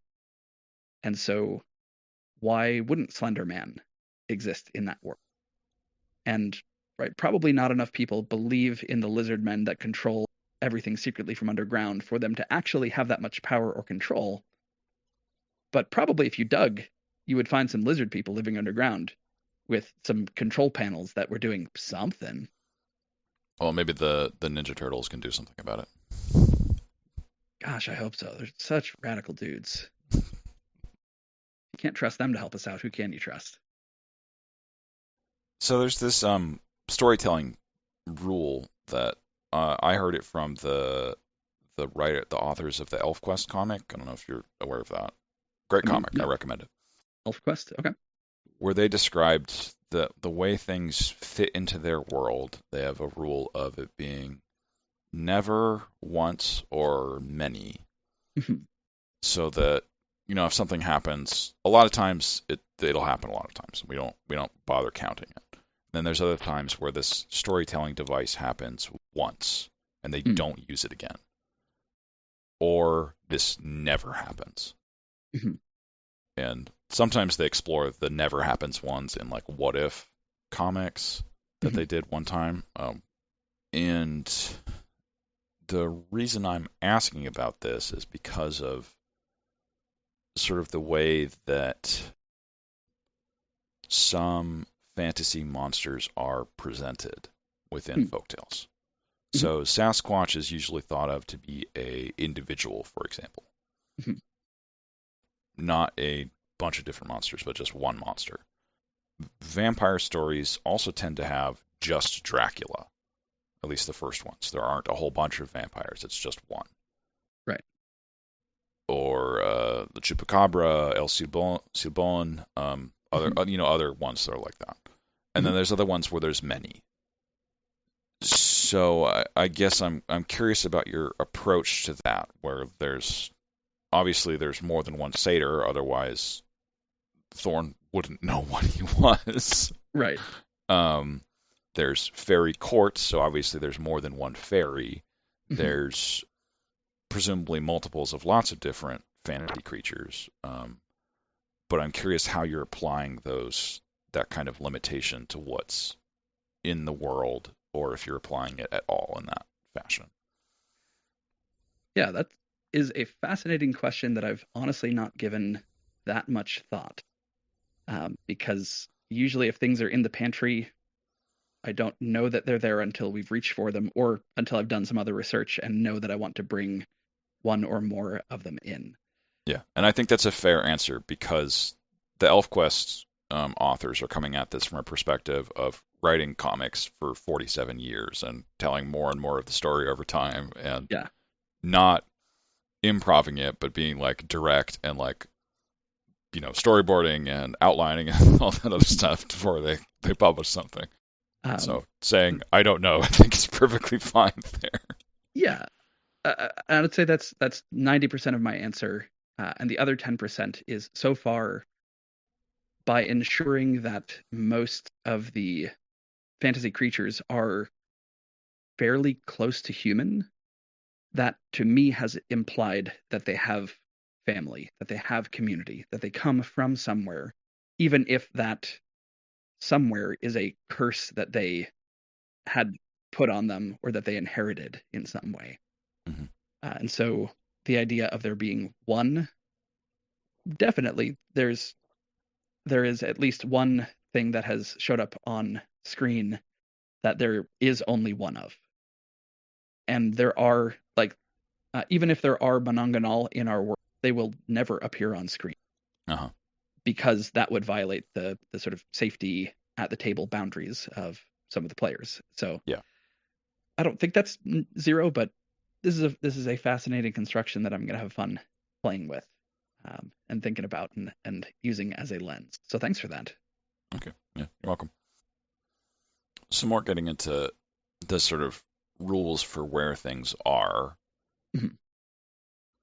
There's different cultural folktales and monsters and creatures that we've talked about. Are those kind of restricted to where people believe in them? So Monogonal's, using that example again. Or we could go to Rakshasa if we want to do something that's known to D&D players. Sure. Very specific to India. Like, D&D people know what it is because it's a famous D&D monster. But outside of that community, I think it's invisible to people that have not read Indian folktales. Right. So would you see a Rakshasa at a coffee shop in France, for example? Or that wouldn't make any sense? Would it only be in India? A Rakshasa might go on vacation to France. I mean, this is genuinely how I think about it, right? A Yao Guai might exist in a city that has a large enough Chinese population that, that the creature kind of hitched a ride in their consciousness and came along. One of the things that fascinates me about these legends is that even fictional creatures get habitats and get behavior patterns and get diets that get ascribed to them. And right, some of them are very tied geographically to locations, and like can't leave a specific river or need a river to live, right? And so that creature living in Nevada would struggle because it's Yeah. just not their habitat. The way I've described it to players and guests who are coming in is you're much more likely to encounter Sasquatch in the Pacific Northwest than you are to encounter a Yao Guai, because there aren't stories told about Yao Guai there very often. Yeah. Right? If you go to China, you might bump into one. So this has reminded me of Neil Gaiman again, of the sort of rules for old gods, where American gods? yes, sorry, thank you. No, yeah. Where people come to America from different cultures and bring along their folktales and religious figures, and they either thrive or wither based off of that story. But I mean, that kind of matches what you were saying, like that Yao Guai is would show up all the time in China. Well, maybe not all the time, but show up more frequently in China, and within the U.S. would probably focus on areas where there is a higher concentration of people that have heard those stories. Mm-hmm. Yeah. And, a concept that I've thought about but haven't put on screen yet is like, what does an invasive species look like in this context? Mm-hmm. Right? Rabbits absolutely go bananas in Australia, where they did not evolve, but they absolutely thrive. So what is the mythological equivalent to that? Well, like kappas in Japanese folktales are sort of turtle vampires, kind of. Yeah. But you can feed them a cucumber and they'll go away. So they show up and, all the Japanese people just, put a cucumber out on their porch and the kappa goes away. But if they show up in sort of next to a Japanese community, then the people there don't know to put out a cucumber and the kappa breaks into their house and eats them. Yeah. Kind of what you were going for there, I think. Yeah, that makes sense to me as a construction. Yeah. Maybe not the right type of story for the actual show, but that kind of event is conceivable. Absolutely. Yeah, that fits in the world 100%. Because who would know to put out a cucumber? Mm-hmm. Yeah. Well, you now you do. Read kanji. Yeah. Yeah. So following on to that, like I'm assuming that there's fantasy races running all over the place, that monsters are kind of known to the public, right? So like, so that's not really the case, right? There are enough of them that there is a bit of society among them, but a crowd of humans with pitchforks and torches, let alone modern weaponry, is just so dangerous to any creature with a body that is made of meat that they do well to stay in the shadows rather than to flaunt their existence. And well, so you're let me rephrase the question. Please. So I am aware of satyrs within this universe. Thorn is a satyr. We know satyrs exist. People can walk down the street and see satyrs. My assumption, being that satyrs are Greek mythology, is that there likely are also like chimeras and dragons, because those exist in Greek mythology. Mm-hmm. Those are big, scary beasties. Now, am I aware of those existing now? Am I aware of them as being like an extinct species? Or are those treated differently, where like satyrs are seen as, oh yeah, those are normal, but chimeras, those are made up within the public eye? Yeah, and within the public eye, it sort of becomes a bit of a running gag that Thorn is always hiding their satyrness, right? They're constantly shaving their legs. They're wearing a ball cap to cover their horns.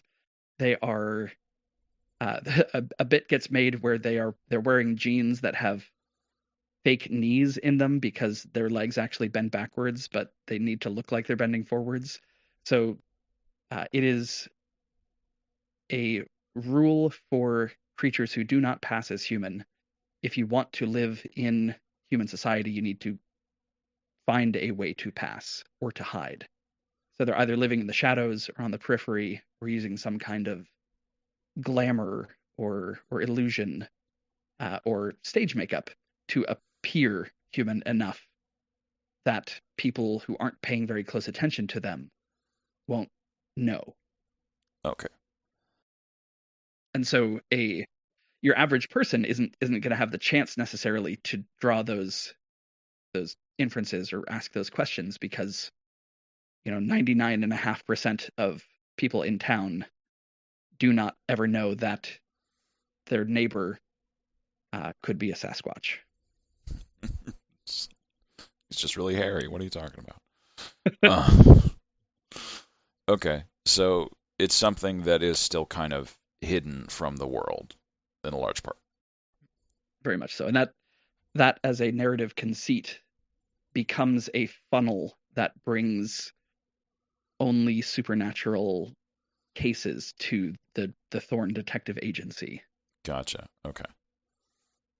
So this becomes more of like a X-Files universe almost, where supernatural things are around, but you need like a special person to deal with it because no one else knows what's going on here. Yeah, and within the world, there is within the city of Foxglove, where the campaign is primarily set, there is a organization called the Underzoo that gets introduced in the first arc that exists to contain creatures that are not human, right? And Right, are also yeah. not natural animals.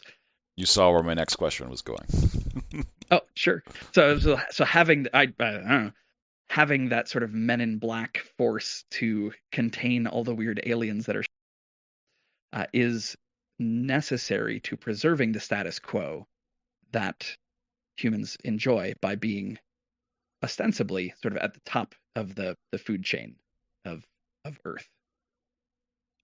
Okay. Yeah, I was curious about that because it got mentioned in the first arc, but it felt like it was very much we'll have that be a later plot device kind of thing. Which I'm assuming you were talking about like sort of a building between the arcs, and that might have been what that element was. Yeah. The Underzoo gets visited in the Guard's Gambit arc, and and becomes a much more important part of the sort of background arc, the season arc of what I think of at least as the season 1 of our show. Gotcha. And wasn't originally honestly wasn't originally planned to be anything other than maybe an occasional threat that would pop up, but then the players decided that their characters absolutely irrationally hated the Underzoo, and so you got to make them a villain at that point. Or got to make Yeah, them yeah, important. If they feel so strongly, make it important. yeah. From the way you cut it, it did seem very much like a player creation that you just rolled with.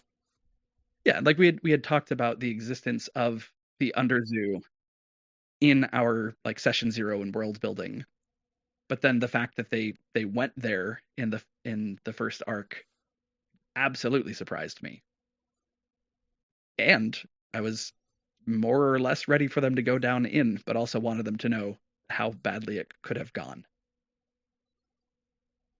I wanted to ask you about like what your inspirations for the setting were, because I found a couple things that seemed similar to it, but I wanted to get like your own thoughts on that before I tried to taint the pool by saying, "Oh, this looks like that." Sure. So yeah, I'm not claiming to be doing anything hugely original here, right? It's a modern adjacent setting where creatures from myth and legend show up. I talked a little bit already about Jim Butcher's Dresden Files, absolutely a massive influence.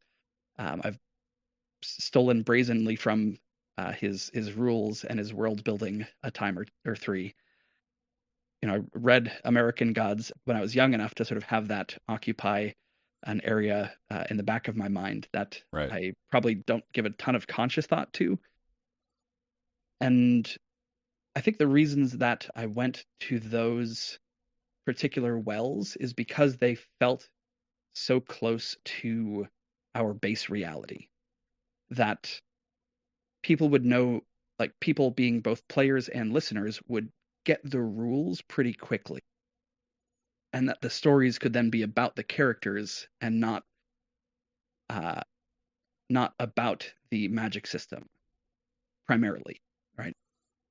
Where I don't think anybody starts an actual play without having listened to many of them and loved several of them, right? But it always boggles my mind how few like high fantasy, high magic, D&D, especially actual plays never stop and think about like what is the implication on how people live their day-to-day lives from the fact that magic exists and is fairly common, and that a teenager could do some low-level magic, even if it's just prestidigitation, right? Suddenly you could become the best chef in the world because you could be cooking incredibly healthy food and serving it to people and making it taste like decadent, rich cheesecake to them. That idea gets toyed with just a little bit, I think, in was it like Legends and Lattes or something. There's a book that is a pretty fun read, and hopefully I got the name right. Blanking on the author right now. They did great. They did strong work in like what would it be like for a fighter to retire and open a coffee shop. The fact that we don't spend any time in those storytelling universes thinking about anything other than like the main driving pain is a storytelling choice that sometimes confuses me because there's so much that would be different about the world that doesn't seem to be that different usually. And so having a world that feels very familiar to ours, to me, just like simplifies a lot of explanation, right? So when I bring a guest player in, I'm like, here's a couple of the factions. If you want to be attached to one of them, great. And also any myth that you want that feels, that is personally resonant for you. I'm curious what influences you see. I mean, it's not saying necessarily what what you brought in, but just what it seemed like Sure. similarly to me. So one of them, I think in at some point you in your survey or in the show, you mentioned that vampires are sort of varied, similar Hmm. to what we do in the shadows. Was my thought on that? Yeah. Because they brought in that concept of vampires need an energy of some kind, and it's Hmm. not necessarily blood. Yeah. So that was one. The Onward movie by Disney. If you've seen that. I have not. Okay. What's the pitch for Onward? Onward is where everyone's a fantasy creature. Mm. So the two main characters are elves, Mm. and their dad died when they were kids. Mm. One of them was like 5, the other one was like 2, and doesn't really remember his dad. Hmm. Then when the younger one turns 15 or something, which is like the age of majority in this universe, Hmm. he gets to open a present that his dad had given to him before he died. Mm. And turns out his dad was a wizard. And what he was given is a spell that will bring his dad back for a day. Mm. But they have to like go around town and trying to get the spell working, and they run into a manticore. Their mom Hmm. is dating a centaur who's a cop who's like trying to chase them down and bring them back home. Yeah. And there's also this implication within the universe that magic has sort of started to slip away and people are relying more and more on technology. Hmm. It's like the centaur isn't chasing them down by running. He gets into like a car that's made for centaurs and drives after them. It's a sort of whimsical exploration of the sort of classic fantasy stories and monsters that D&D comes from. Yeah. I can definitely see the parallels there. Well, I'm not even. It's more obvious than that. The older brother is obsessed with D&D, with some inversion universe of it, and is framing Sure. everything through "we're going on an adventure." Yeah. So it's not subtle at all. Yeah. So there's that one. Another one that is maybe a bit further out there for most people would be, do you know Heather Forrest? Heather Forrest. What's she written? I'm Uh, guessing she's a writer, but I don't. The name doesn't ring a bell. no, that's why I knew this was pretty out there. Okay. She is a storyteller who tells classic stories like Beauty and the Beast or stuff like that, but while playing her guitar the whole time. Ooh. And she's like sings for half of it. They're beautiful stories. She's a great storyteller. Write this down as well. Yeah, I would definitely check some stuff out. She's Yeah. got some stuff on YouTube you can listen to. Heather Forrest. Okay. There's more than one Heather Forrest, so definitely add storyteller to your Google search there. Yeah. Yeah, I knew that one was probably not where you were getting your inspiration from, but the stories seemed the presentation within the podcast of what you were doing seemed very similar to her work, with guitar all the time in the background, and sometimes she'll do a song. She's even more aggressive about it because she's scripted, so she's like, even when it's not a song, it's still like sort of got that musical tilt to it, like musicals do. Yeah. Oh yeah. Well, you're in the big campaign podcast server, the Spirits and Monsters of Old Seattle. It's a similar setting. I mean, it's a different vibe, and it's also 100 years earlier, and is actually Seattle instead of Foxglove. But yeah, it seemed like, man, you could almost do a crossover episode if you wanted to.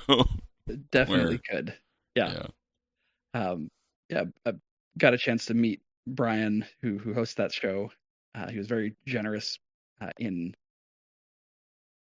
essentially saying like, "Hey, I'm just a little bit further down this road than you are," and so was very kind in sharing his learnings with me, and as well as some encouragement, which I genuinely appreciated, and like introductions to the big campaign pods, Discord, which connected me with some other folks, and yeah, I think there's something about living in kind of a dreary place that feels like it should be kind of magical based on all the old trees that are around and the fact that humans are relatively new here. Well, Europeans are relatively new here.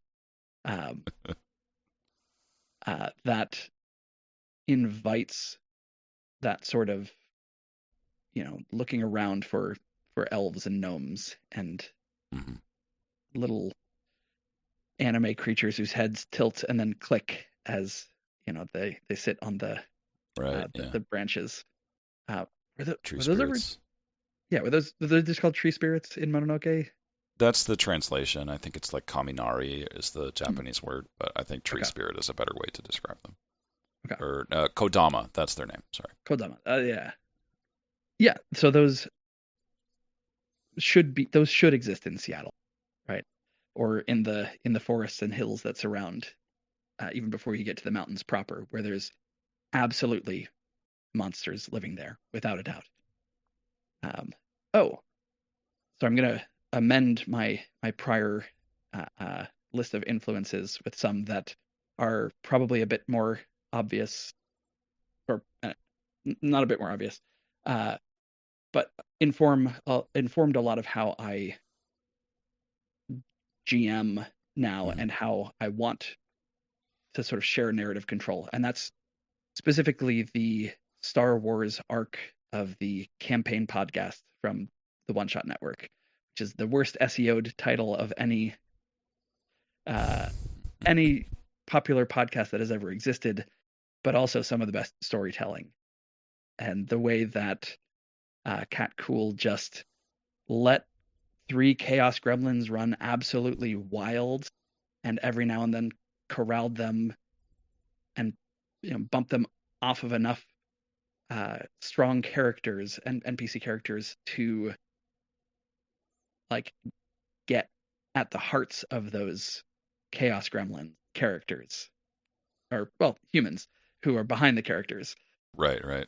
resulted in this beautiful storytelling. Right, I still periodically will go back and like listen to either episodes or arcs of that podcast and like pick up new tips from how Kat tells stories in that show.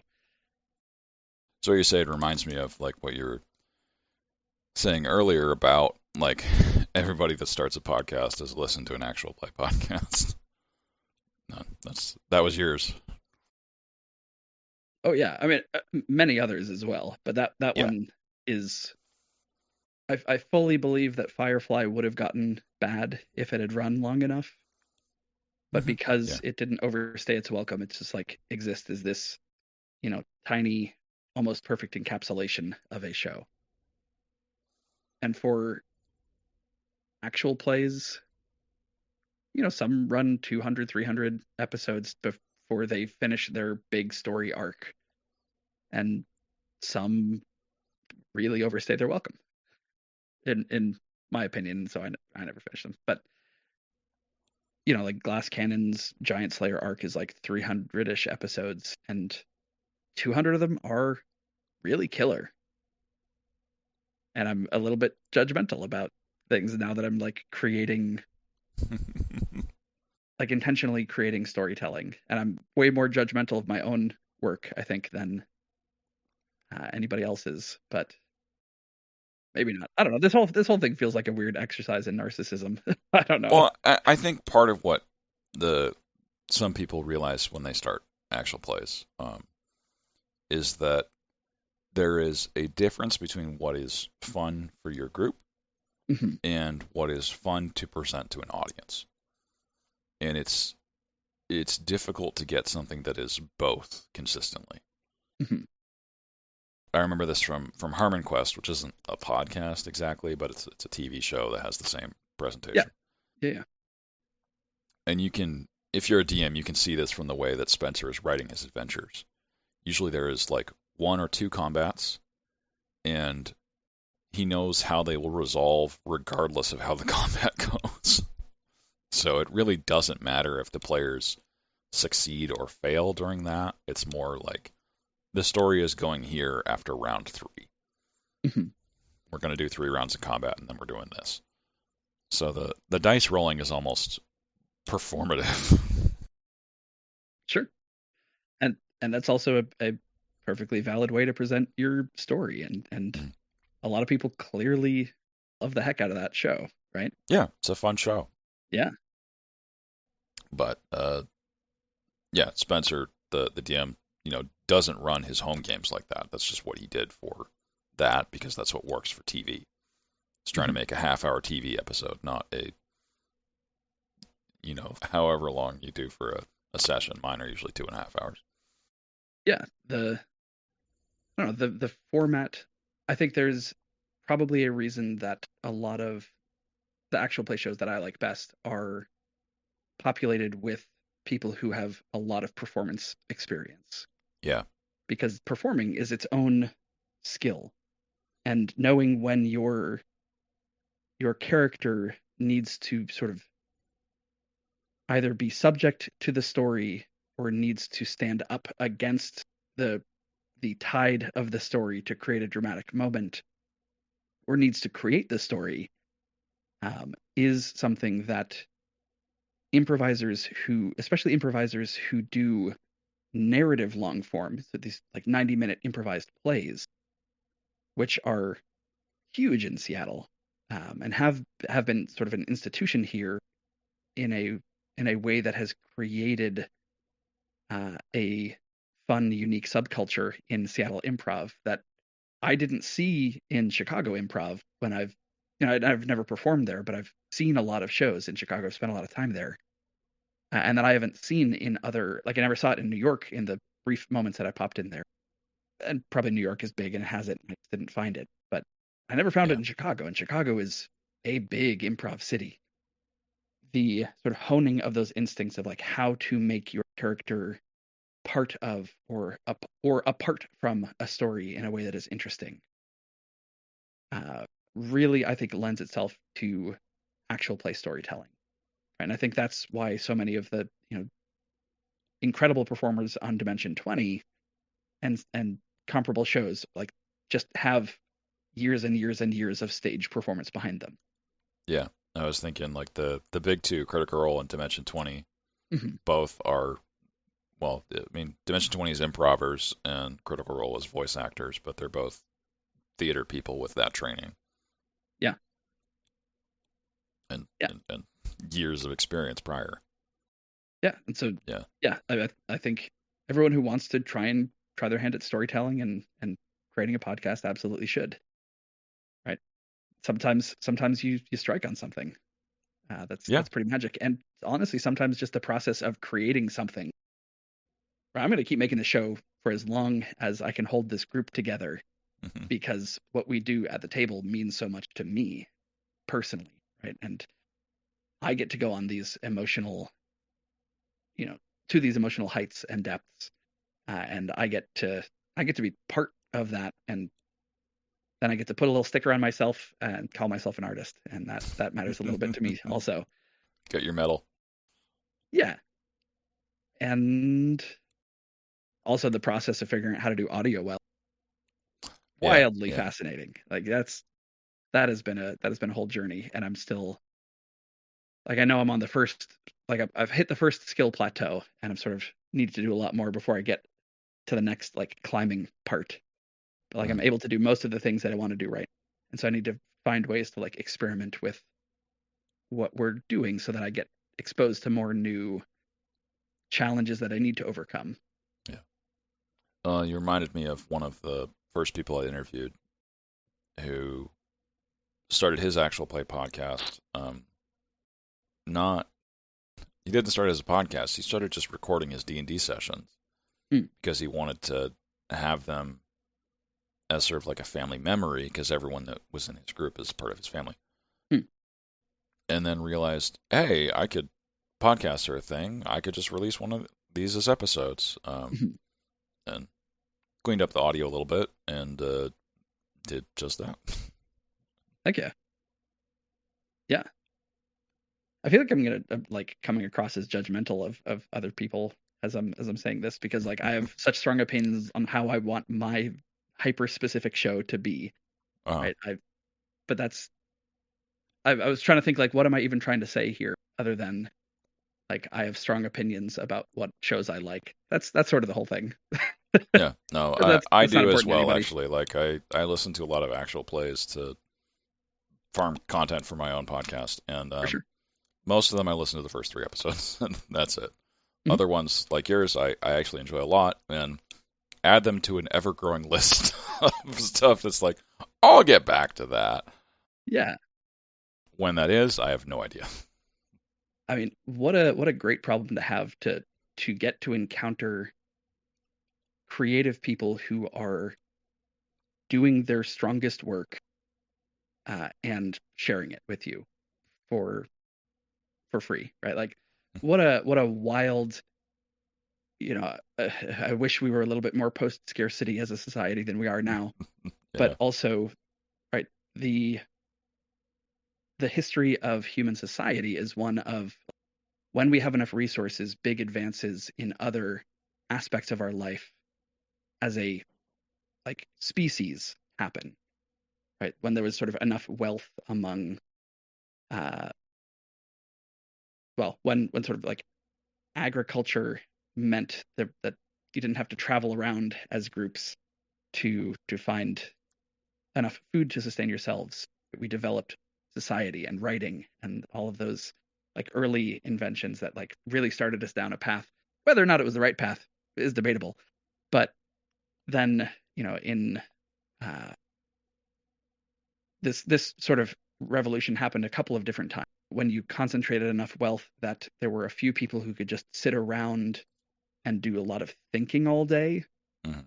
Right, modern science came out of that. Yeah.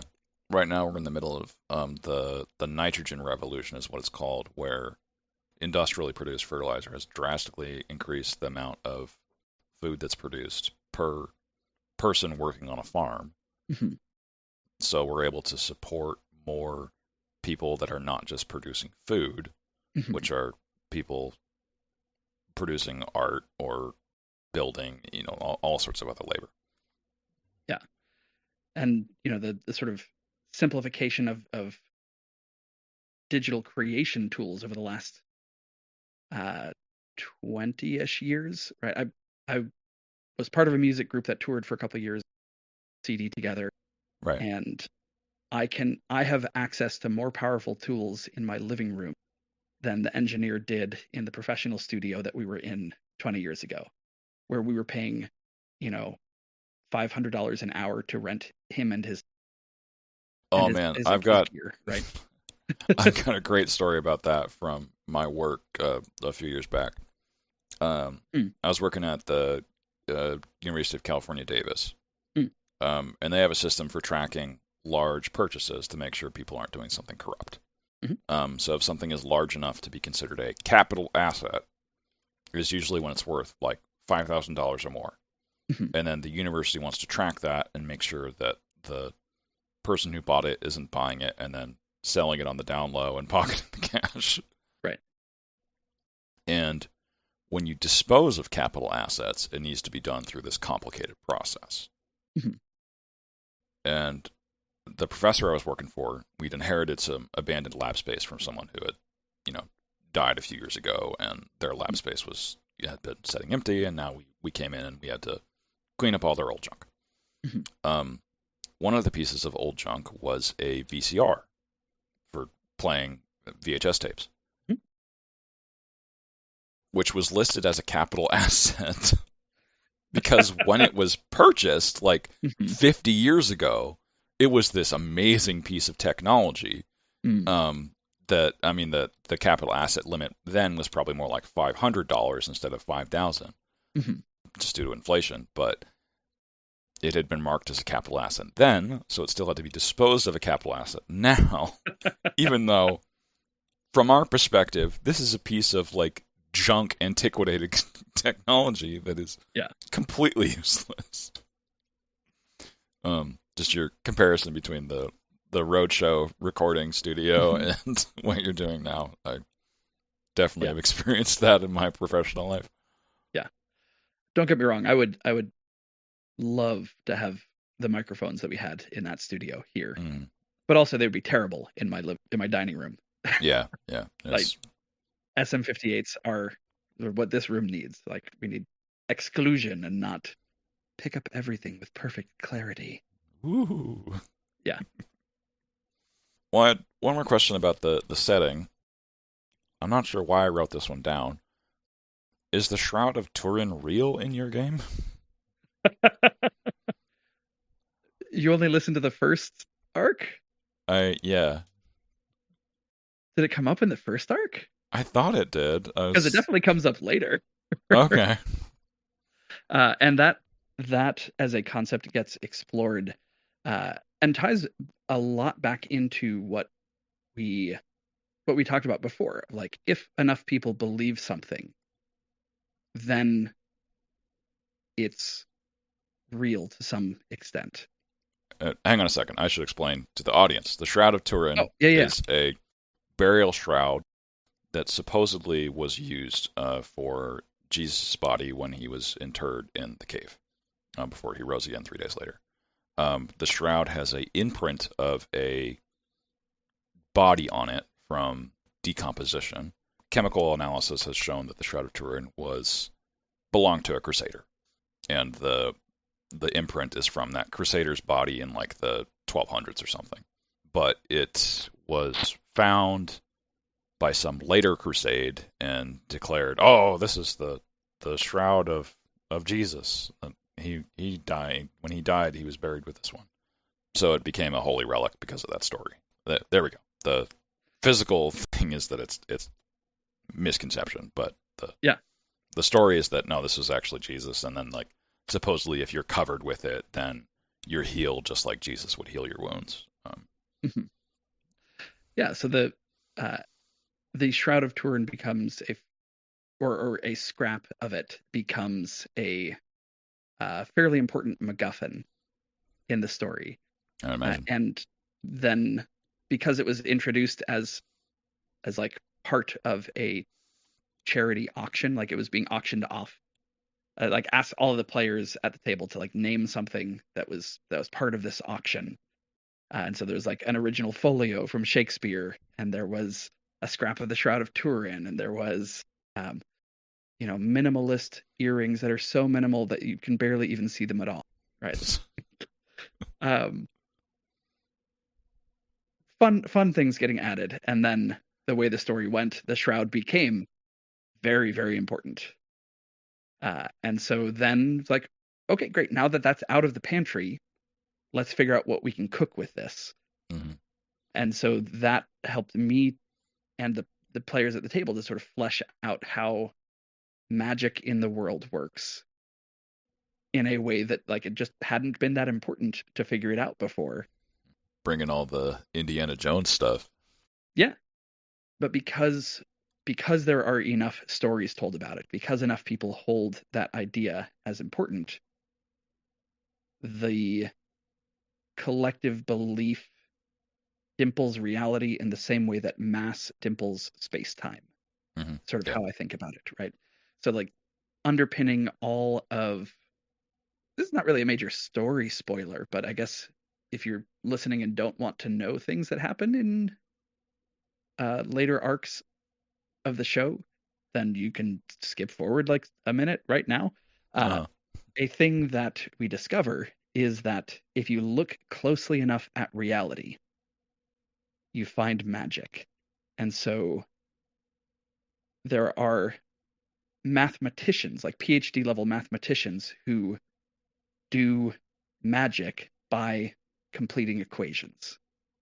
There are, right, so like any sort of scientist, if they study reality closely enough, will discover magic if they keep digging.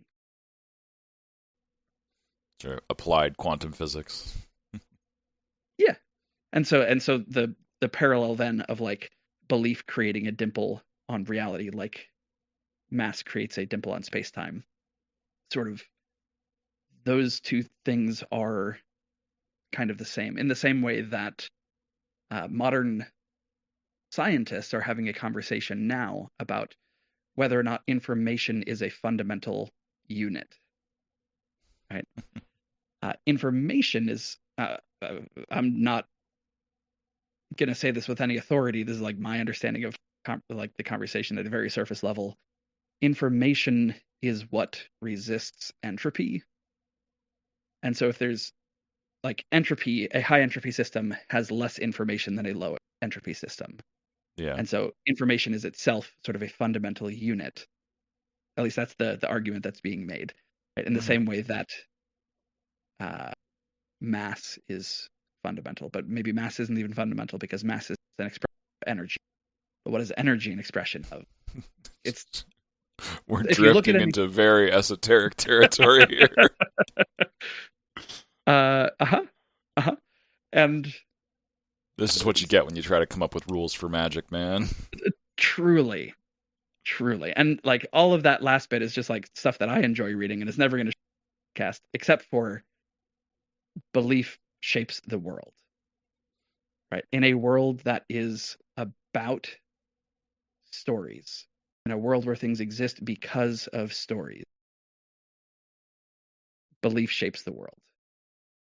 The stories that flow between people shape the world. No, I think that matches with what you said earlier. So that explains how the shroud is real, is because people think it is. Yeah. Okay. And honestly, like, right, I was personally raised very religious, right?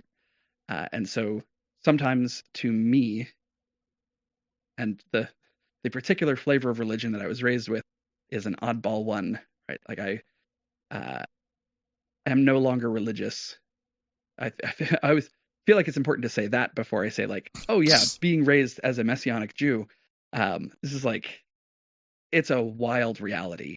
Mm. to be a part of. And so to have something that like I held so closely for such a long time until sort of discovering science and like walking through the Chicago Field Museum and like seeing skeletons of various creatures and all their shared attributes and be like, oh, that's what Darwin was seeing. Okay, that suddenly makes a lot more sense.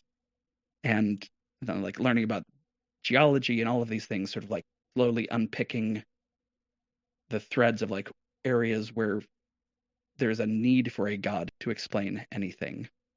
Right? Like having all that history as baggage, um, and like a player saying like, all right, Shroud of Turin, Christianity now is very important in this world. It's like, okay, how do we make this feel okay to me?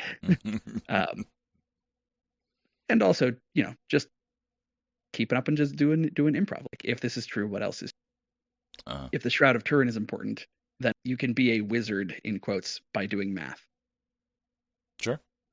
Anyway, yeah, that's a bit of a weird digression, but right, the show is not about the world building, but the world building helps us to make the show what we want it to be. Right. And so right. every now and then I get to have a lot of fun and like dive in to the world building pieces, and then find a way to present a compelling character who can share that information out with the characters, or like create a mystery that makes them want to ask about it, which is a fun game for me to play. Yeah, no, I think those are clever stories. Like, I think that's kind of what the Harry Potter series was doing, was there was always a little bit of magic that was brought in each new book that we hadn't explored in the previous books. And then there was like, well, how does that work? How is it used culturally? Like the apparition, like the little teleporting thing, almost seems like it's getting like a driver's license for how it functions in their universe. Yeah. Have you read Babel or Babel by I think the last name of the author is Kwong? No. It's Sounds familiar. I think I have it on my to read list. It was wildly popular, I think, in 2024 or 2023, a fairly recent year. And the magic system in that book is one of the most inventive, unique that I've ever encountered in 41 years as a fantasy reader. Well, I guess I didn't come out of the womb reading, but pretty close. The magic system in that book is all about translation, like literal translation from one language to another. And so if you have a word in English that, like light, and then you have a word in Chinese that means light, but only the weight and not the brightness of light, and you stamp both of those words onto a silver bar, then the meaning that gets lost in translation gets manifested into the world, and that silver bar will glow because it lost brightness as lost brightness in translation. Okay. It's just an absolutely wild magic system. Yeah, and then interesting. they do a really good job of exploring the implications on society in a way that I was griping earlier that like lots of actual don't when they're playing D&D, because they're focused on their adventure. So like I love that book. Strong recommend.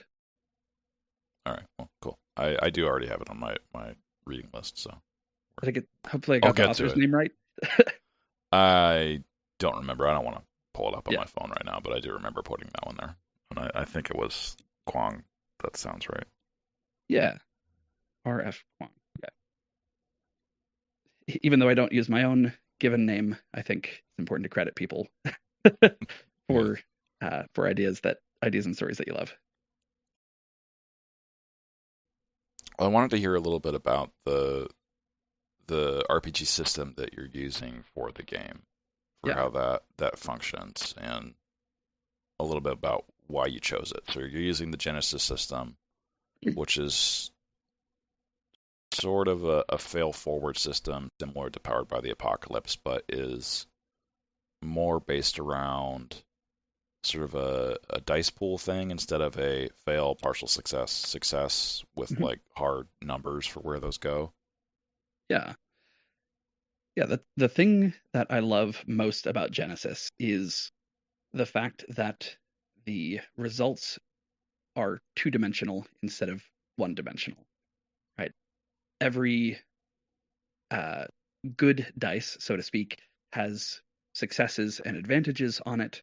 Every bad dice or challenge dice has failures and threats. And so a very common outcome, because successes and failures will cancel each other out and advantages and threats will cancel each other out, a common result is a success with threats or a failure with advantages. And when you're playing with improvisers who are engaged in a story and willing to get themselves into trouble, saying, all right, you open the door, like you pick the lock successfully, but you rolled two threats. What do you think they are? Becomes an Right. invitation to pull the players into the story and to give them more narrative control. Right? When the story is shared around the table, then I get to be surprised way more often than I do at a Pathfinder Society game. And I love running me some Pathfinder. I love playing it. Um, but that's much more board gamey than storytelling Yes, definitely. in most settings, right? Well, And I think it's definitely Pathfinder Society for sure. yeah, That's yeah, definitely more of a here's your setup, go. yeah. And like if the board game group that I played Society with pretty consistently for several years, we sort of found ways to tell individual character stories even in that framework. But you couldn't really do that at a convention, or people wouldn't, like strangers wouldn't give you the space to do that necessarily, unless you Yeah, got very. yeah. I think they try to have like some connection, like there'll be an arc of like three that are sort of connected. Mhm. But still it's intended to be sort of Yeah, here's a combat, get to it. yeah. So I mentioned before the campaign Star Wars podcast being a major influence on how I run games and how I think about storytelling. Not going to pretend that I didn't just be like, okay, yep, that seems like it works uh, to me. And I mean, the other system that I really strongly considered for this game was Blades in the Dark, or some of the systems that have been built off of that. I had not played that before, and so it didn't feel like I'd read the book and I'd listened to it played a bit, but I had not played or run it, and so I didn't feel that comfortable running it as a game master, especially trying to sort of hype it up and like build a story around it. It's also Uh, a much more like death forward system, right? Characters retire pretty frequently in campaigns yeah. of that game if you're playing with all the mechanics. Yeah. I would think if you wanted to use a system besides Genesis, maybe Gumshoe, but it doesn't have that sort of Mhm. advantage threat kind of mechanic that drives storytelling. It's much more sort of here's your mechanic for resolving the mystery. Right. Um, Did you look in yeah. the right place? You find the clue. Did you ask the right question? You get the yeah. It's a bit better than that. So it's like it's better for solving mysteries. Mm. Um, Yeah. I've only got to play it once at a con, so okay. I Yeah. certainly don't know the system very well. Okay. Well, yeah. Yeah. And already having enough mastery was another reason for choosing Genesis. Yeah. No, I understand that. Yeah. But the main thing was like improvisers eat this system up, Exactly. Yes. and it's That's why familiar Gumshoe enough. wouldn't work. Yeah, I think it's similar enough, right? If you've played any version of D&D, the character sheet for Genesis looks very readable, right? Lauren is the only player at our table um, who had never played any RPGs before, and right, she's over a couple months of playing, she's really improved her system mastery of it, and like she's making different moves than she did initially. That's And cool. like, yeah, but yeah, the sort of familiarity enough. Maybe this is true of most RPGs, but they're sort of similar enough to each other. If you've played a couple, you can drop into this one really easily. And Yeah. the world we're playing it is like similar enough to our world that you sort of know what the rules are and what you can and can't do mostly, except there's also this magic and legend thing. So there's an excuse to ask weird questions.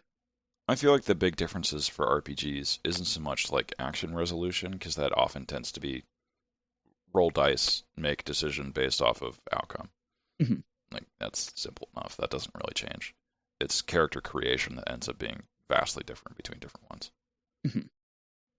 So Pathfinder compared to Genesys for character creation.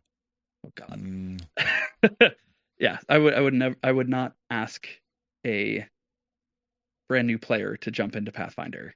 no. Like I've coached like led people through Pathfinder creation because at that point maybe the only game that I had was a society. Somebody wanted to come. Like, Yeah. great. Tell me what you want your person to be able to do, and I'll talk you through a bunch of options, and hopefully by the end you'll understand the like main 2 or 3 things that your character can do most of the time, Right. Yeah. and hope that there's no underwater combat that session. So yeah, the improviness is the short answer. That's good. Well, I wanted to actually get to the campaign. We've sort of been dancing around it the whole time, and Sure. so yeah, why don't you tell us what the basic outline for the campaign and the first arc? Yeah, the first arc of our show, uh, the peculiar pose. The premise is that a client shows up at this detective agency's office saying, "Hey, my house doesn't feel like a home to me. And there's all these weird photos that are up of me in weird poses that look like there should be someone else there, but I know that no one else was there when I took the photo." The client came in with this sort of small personal mystery in a way that really caught the empathy of the PCs. It's like they were really motivated to help him out because, you know, they're kind of good people. I don't know. I mean, I genuinely love Because the that's heck what you out. need to do when you're a PC. You help people. You help people, and when you set up your group as a group of private investigators, and a client comes to you, you find a reason to say, because you need the business, and you haven't been paying rent maybe on your apartment That or for a that while. was something I noted from the the arc, is that you never actually went through like payment discussion. It just I'm assuming it happened, but it's not relevant. Yeah, I think in that one there is like the the big payment that gets given at the end of this arc is a photograph of a markhor, which is this like big majestic goat. And oh yeah, also tucked in the back of it there's a check, right? Right. There are rules in improv about like what makes a good scene, and some of those rules are never do a scene that is about teaching, never do a scene that is about a negotiation, unless that negotiation is something incredibly personal. But like dickering over price makes for boring.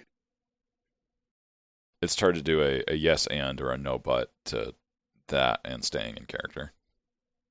I mean, it's very easy to do is the thing. Like we both like we could you and I we could argue over the price of something for half an hour right now if we wanted to because we know the rules. But it's boring for the audience to listen to and to watch because the stakes to both of us don't matter, right? So Well, if you I'm find your thinking of an exception here, but maybe it's oh not the sure sure best one. Is the dead parrot sketch from Monty Python? Mhm. It's effectively a negotiation about how much this parrot is worth.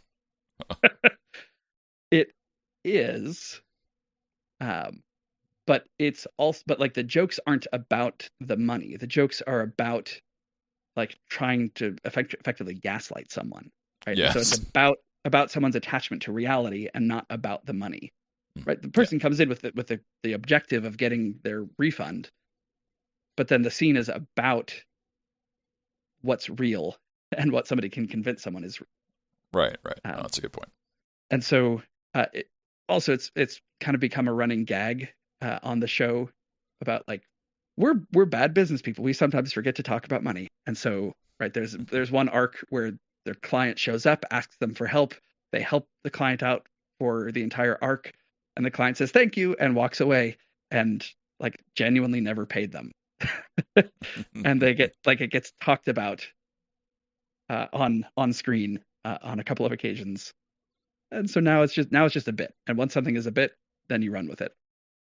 Well, I think it's also like an interesting part of the theming for the show where it's somewhat more interesting for them to have a struggling detective agency Mhm. that like is having trouble making rent or something like that instead of one that is, successful and thriving and oh, we need to hire additional investigators or something like that. Mhm.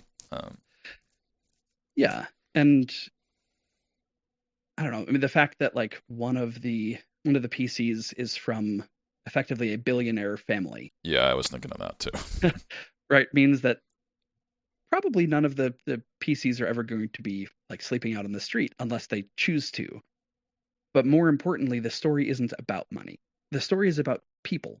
The story is about the connections between people and the meaning that we are able to make in our lives for ourselves and by building community with each other.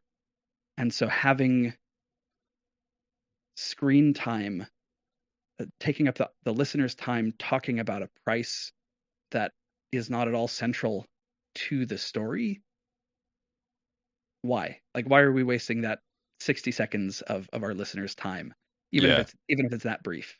yeah. I guess more what I was expecting was something like, okay, we discuss price with him and then we move on to the next scene. It's just that. Sure, it could happen, but uh, hasn't yet, so it probably won't. So the crew you have for the show starts off with Mara, Aubrey, and Thorn. You want to give us a little intro on each of them? Yeah. Mara is sort of the it girl, right? She is young, vivacious, attractive, sort of conventionally attractive young gal who comes from a family of sirens who have an outsized amount of power in the city of Foxglove and also an outsized amount of wealth, in part just because they're old or in an old family and have time and compound interest and compounding wisdom working for them. And in part because they're sirens and they can manipulate people when they need to. They can make people want what they have in a visceral and powerful way. Mara is such a kind and empathetic character who is coming to terms as a young adult with her competing natures, right? Her inherent personal kindness and the hunger that comes along with being a predator. And getting to watch that play out and specifically getting to watch Lauren, who is such an incredible character actress, play that development out over time is a game master's dream. Aubrey Stump is a absolutely completely normal human being to whom nothing weird has ever happened. Don't ask her about it. Ha ha ha ha. Uh, she is sort of a gifted kid metaphor of someone who, when they were 13, when they were in middle school, they fell through a magical portal, lived an entire lifetime in the court of the Autumn Fae, lived as a queen in that court, led people, wielded magic, had power, went on adventures, in this world that sort of rhymes with the Phantom Toll Booth in the way that puns have power, and the seasons shifting changes everything about the world. And then on one of her adventures, she fell back through a portal and landed back in middle school, and has spent the intervening 13 or so years trying to come to grips with the fact that this is what her life is, and trying to find evidence that that wasn't just some delusion that she went on, that magic is real. And she's someone who puts herself into harm's way to make sure that others aren't harmed. Big burly bruiser of the group, as well as someone who is piloted by one of the smartest human beings that I know, as well as one of the best storytellers that I know. And then Thorn is a satyr. They were born a human who wasn't really born into the right body for how they felt about themselves, and so went looking for magic to change what their body was. They didn't really understand the magic that they used, and so in the process of trying to change themselves a little further than they meant to, and became a satyr. They are someone who has traveled a bit more broadly than broadly on Earth than either Aubrey or Mara have. They spent some years sort of traveling around and being a hard-boiled gumshoe, and then came back to Foxglove, where they grew up, and reconnected with their childhood friends, Aubrey and Mara, to form a detective agency. And through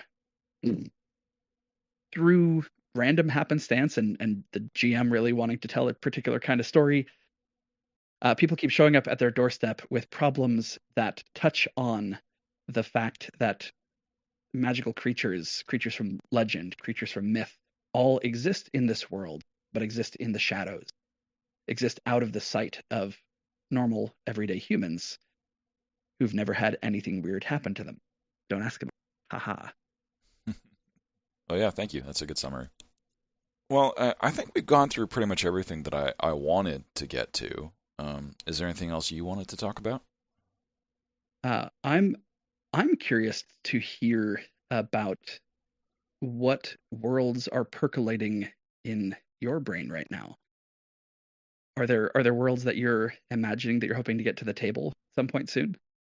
Yeah, sure. Right now, I'll start at the beginning. I listen to a lot of history podcasts. That's mostly what I do for my podcast time. And I, at the moment, am working through some Chinese history ones. And that got me interested in what RPGs are Chinese people playing and creating. And what they're playing is mostly D&D. But they aren't really creating very many. So there doesn't seem like there's actually that big of a market for tabletop RPGs within China for some reason.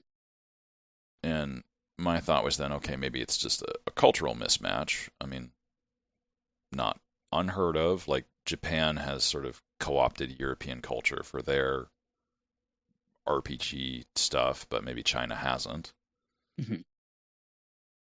So I started trying to find RPGs that were inspired by China, but written in English. And now I have a whole bunch of them in my bookshelf over there at the bottom corner that you can't see. But so I want to use one of those. And I wasn't just looking at RPGs that were purpose-built for Chinese stories, but I was also looking at RPGs that contained Chinese stories within them. So the Pathfinder, Season of Ghosts, and Fist of the Ruby Phoenix are ones that I wanted to run. Not explicitly Chinese, but they're Eastern, I guess. Tianjia is the Yeah. Galarian Yeah. Pan-Asian equivalent almost. Well, it's even more confusing because Tiansha in Chinese means China. It's one of the other words for China. Huh. But in Galarian, it's the word for Asia, basically. Yeah. Which I get them for doing that. Like it's a fun little thing. And Tiansha directly translated means heavenly kingdom. So Hmm. yeah, what are you gonna do?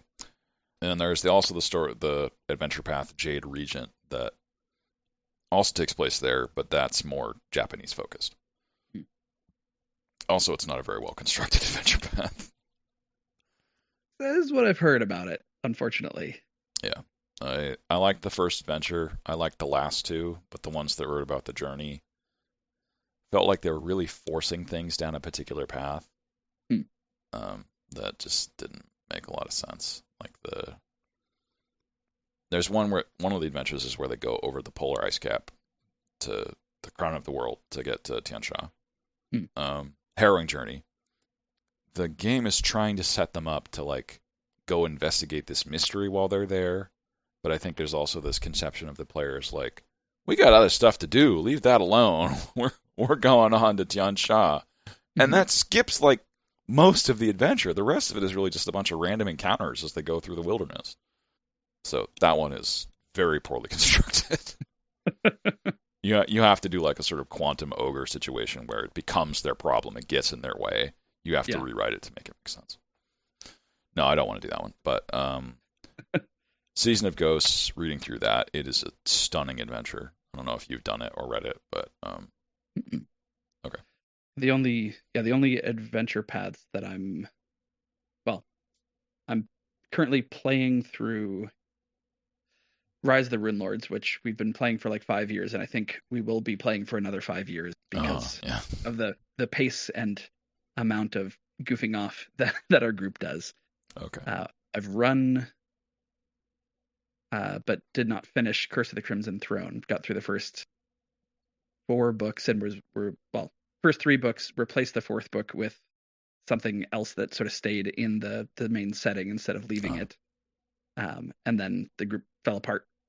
Never quite finished. And I think I've listened to a couple more. Listened to Giant Slayer. Listened to the Mummy's Mask. Well, I'd recommend Season of Ghosts. It's great. Its players are in this town in Shengmen, which is the sort of ghost country for Tiansha. And they have some rituals to make ghosts leave them alone. And something goes wrong one year when they're doing that ritual, and then the town is just like haunted all over. There's ghosts everywhere. So the players have to. Yeah, yes, the cucumbers are a portion of it actually. Oh, Yes, one of the problems is kappas that they have to get rid of, and one of the ways to get rid of them is to throw them some cucumbers. That's funny. Yeah, it's great. I'm giving you a very like spoiler-free version of it. Having read through it as a DM wanting to play it, oh my god, it's amazing. So if you're not going to DM it, I would not read through it. Is it written for first or second edition? Second. Okay. I don't know if I'm ever going to make that transition, just based on like the handful of times that I've played it at conventions. It's like this is not different enough to make me to like compel me to learn a new rule set. Okay. At a phase where like I'm gonna be playing this first edition campaign for another 5 years. Got pretty strong system mastery. I'm running games in other systems way more often than Finder. I don't know. I don't think I'm ever gonna jump to 2E. Like nothing about it really sold me that it was worth the shift. Fair enough. Yeah, but I think 1E kind of suffered from the same problem that D&D does, where wizards tend to be a lot more powerful than, well, spellcasters are more powerful than martial characters. Yeah. Second edition, I think, solves that problem with the way that numbers are very tightly bound to your level. So you can't really build an ineffective character. All of them are very, very much equally effective with how they're constructed. Yeah. For me, half the joy of Pathfinder is like, how do you make a character with an incredibly pointy radar plot of effectiveness, like push something beyond the boundaries of what is reasonable, but only in their hyper specialized area. Yeah. And so, I don't know, the one like post retirement society campaign that I played in, so I got to like play in Eyes of the Ten, if that means anything to you, with a swashbuckler character who I took up to level 12 and like played in this. That character is a great argument for marshals keeping up with casters. You need to do a lot of work. Yeah. and to be fair, like that character can, well, that character breaks a lot of the like normal conventions of Pathfinder, and so game masters sort of hate playing with him because he's kind of annoying to play with, or he just like breaks the rhythm of the game frequently. But in a big encounter in that campaign, our party was walking through somewhere. Monsters teleport in. In round 1, a wizard in the party like banishes one of them. Everybody at the table goes, "That was awesome." My character full attacks and drops another one of the exact same creatures in one round. Everybody at the table goes, "Oh my god, your character's so broken. Why do you do this?" I was like, but okay. I also get into trouble. Come on. But I don't know. I do think the high level Pathfinder suffers from, you don't get another turn for another half hour, and there's not enough, like, unless you are keeping yourself involved, there's not a strong reason to not get up and like go to the kitchen and grab a snack. Yeah, I think second edition has the same problem, and really the solution is probably something like a turn timer. Yeah. And I think second edition has enough healthy choices that people will usually find an answer within 1 minute for what they're doing on their turn. Mm-hmm. But yeah, that's sort of all D20 games in general tend to be the half hour between turns. Yeah. And yeah, the rhythm breaking of that this character brought in is because he usually gets to attack 2 or 3 times when it's not his turn. Like, so he's always paying attention, I'm always paying attention and looking for the esoteric rule break situations that I baked into him. Uh-huh. Basically as a way of like keeping myself from getting frustrated with the game. Because it's such a fun board game that sort of falls apart after a while. Yes. Yeah. Yeah, that was my experience. I didn't do first edition Pathfinder. I did D&D 3.5, and Sure. we did one campaign where we went from 10th to like 23rd level or something like that. Yeah. And by the end of it, I was just sort of like, I've exhausted everything I want to do out of this game. I don't want to keep playing 3.5. Partially because I wasn't just using monsters against the players, I was using NPCs, and the way they're constructed in 3.5 is you kind of have to build them the same way. So all of the like combat builds I was interested in, I had made and used, and didn't, like, everything else is just going to be repetition from now on. Yeah, I think Pathfinder's got more content, so it's less of a problem. That is one of the big draws for it. And like maybe in a couple of years, if there's enough like weird divergent paths that you can build characters down, I'll get interested enough. But looping way back around to the beginning of the conversation, yeah, I now play RPGs as a way to do improv with people who I love, who I don't get to do improv with because that's the only place that they do improv. And so like getting together and telling stories with friends is now what RPGs are for me. And so why learn a new crunchy rule system that doesn't do anything super unique to do that when I already have a toolkit for that? And if we get tired of that, like I'm gonna reach for a honey heist way before I reach for GURPS, right? Yeah. Yeah. That's not a knock on GURPS. That's just like how I want to hang with my friends. Right? No, no, I get it. I get it. I mean, Season of Ghosts is great. I think you'd Mhm. enjoy it. Is anyone doing it as a podcast? If you wanted to, I think you could reframe it into Oh no, something no, within the. not for me. Just purely as a listener. Like that Oh, was a real question. Is anyone doing it as a podcast? oh Because yeah. I listened to one. There's a sort of like big reveal at one point, and I wanted to at least listen to that and see what that group, like another group's take on that was. So I listened to that episode. The big spoiler. yeah. This was on YouTube. I'm not sure if there's a because they had the battle map for what was happening. Oh, sure. Um, I'm Yeah. not sure if there must be one. There's all sorts of Pathfinder adventure path Google ones. has my back on this Yeah. question. Yeah. Anyways, but before we finish, Mhm. I always want to end by asking for DMing advice from your perspective. So, what would you say to help a aspiring DM improve at what they're doing? So I think the main lesson that I've taken from this particular show, and that I've seen as a commonality among the actual plays that I love best, just say yes to what your players want to do, because that will help keep them hooked in to the story that you want to tell. And if you find ways to make your players say yes to what you want them to do, then all of a sudden you are able to like hook them into your story by putting things in front of them that are so important to their characters that they can't say no to them.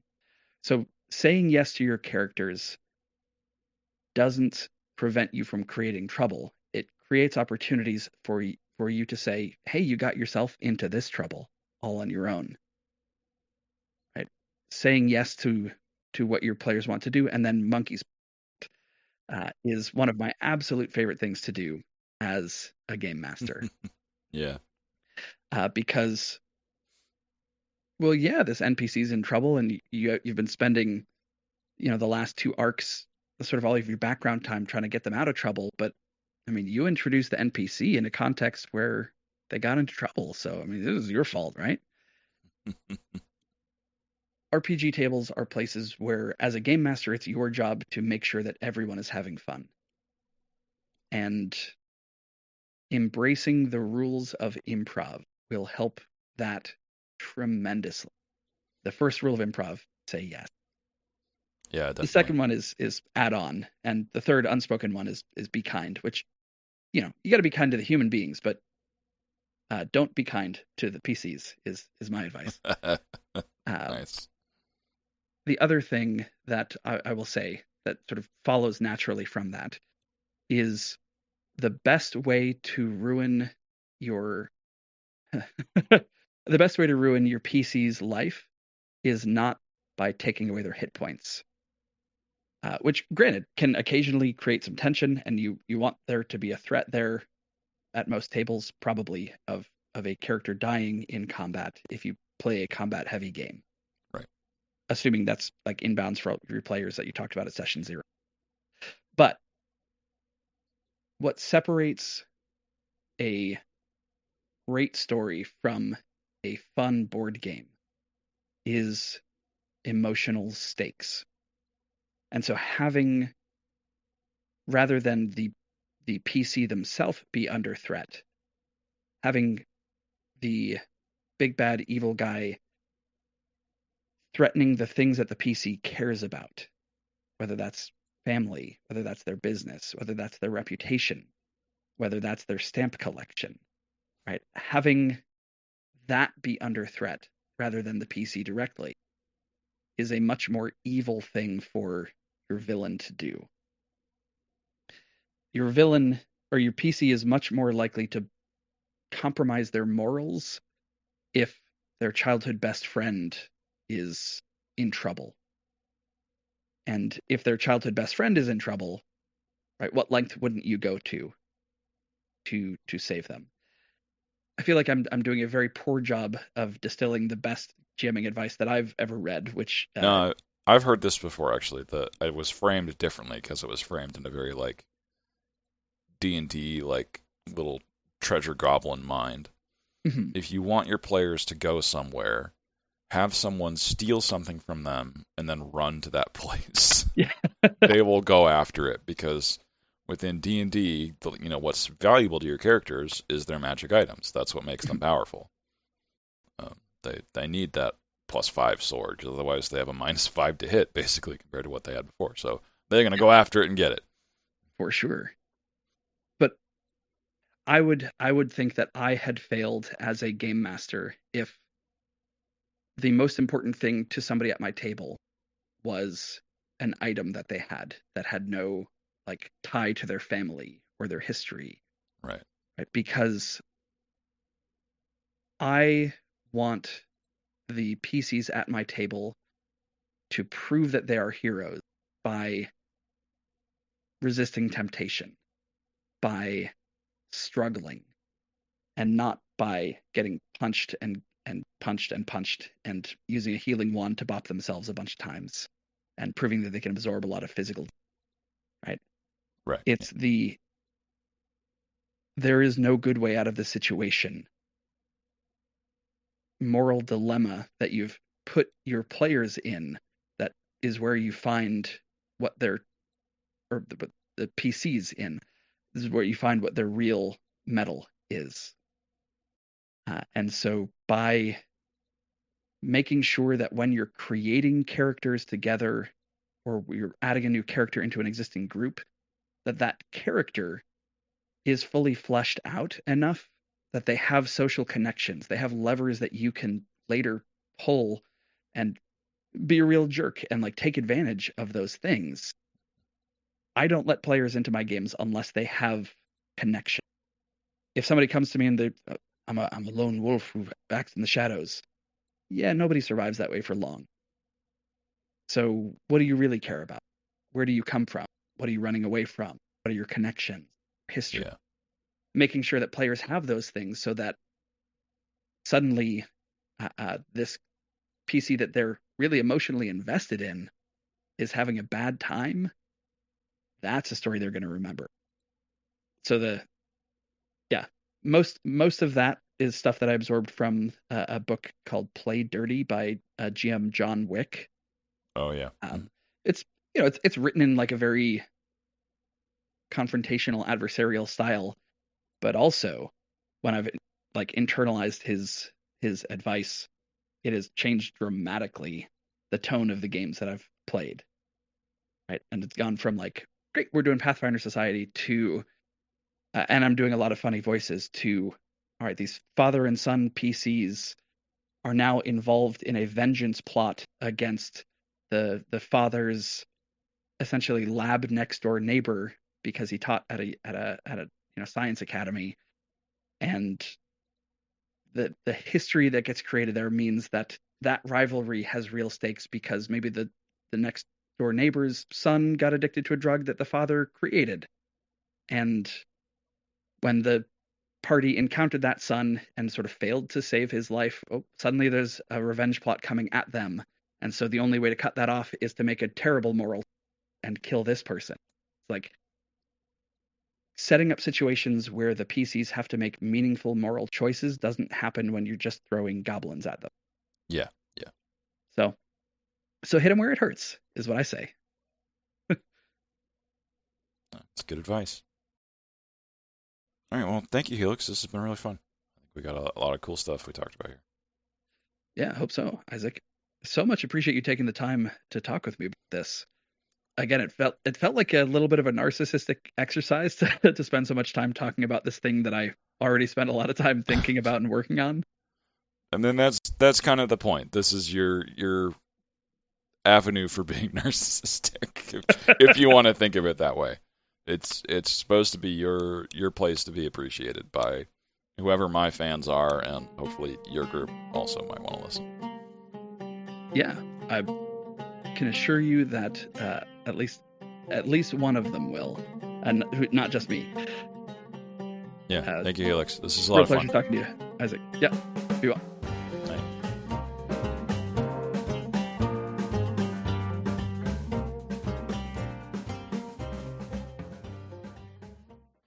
Thank you for listening to today's episode on Helix and RPG Major. If you want to listen to RPG Major for yourself, it's available on all your favorite podcast apps. And also some of the songs have little solo versions you can listen to as well on Spotify and maybe a few other music apps. You can also learn more about the show at rpgmajor.com. And if you've enjoyed listening to me, I'd also appreciate a review or you telling your friends.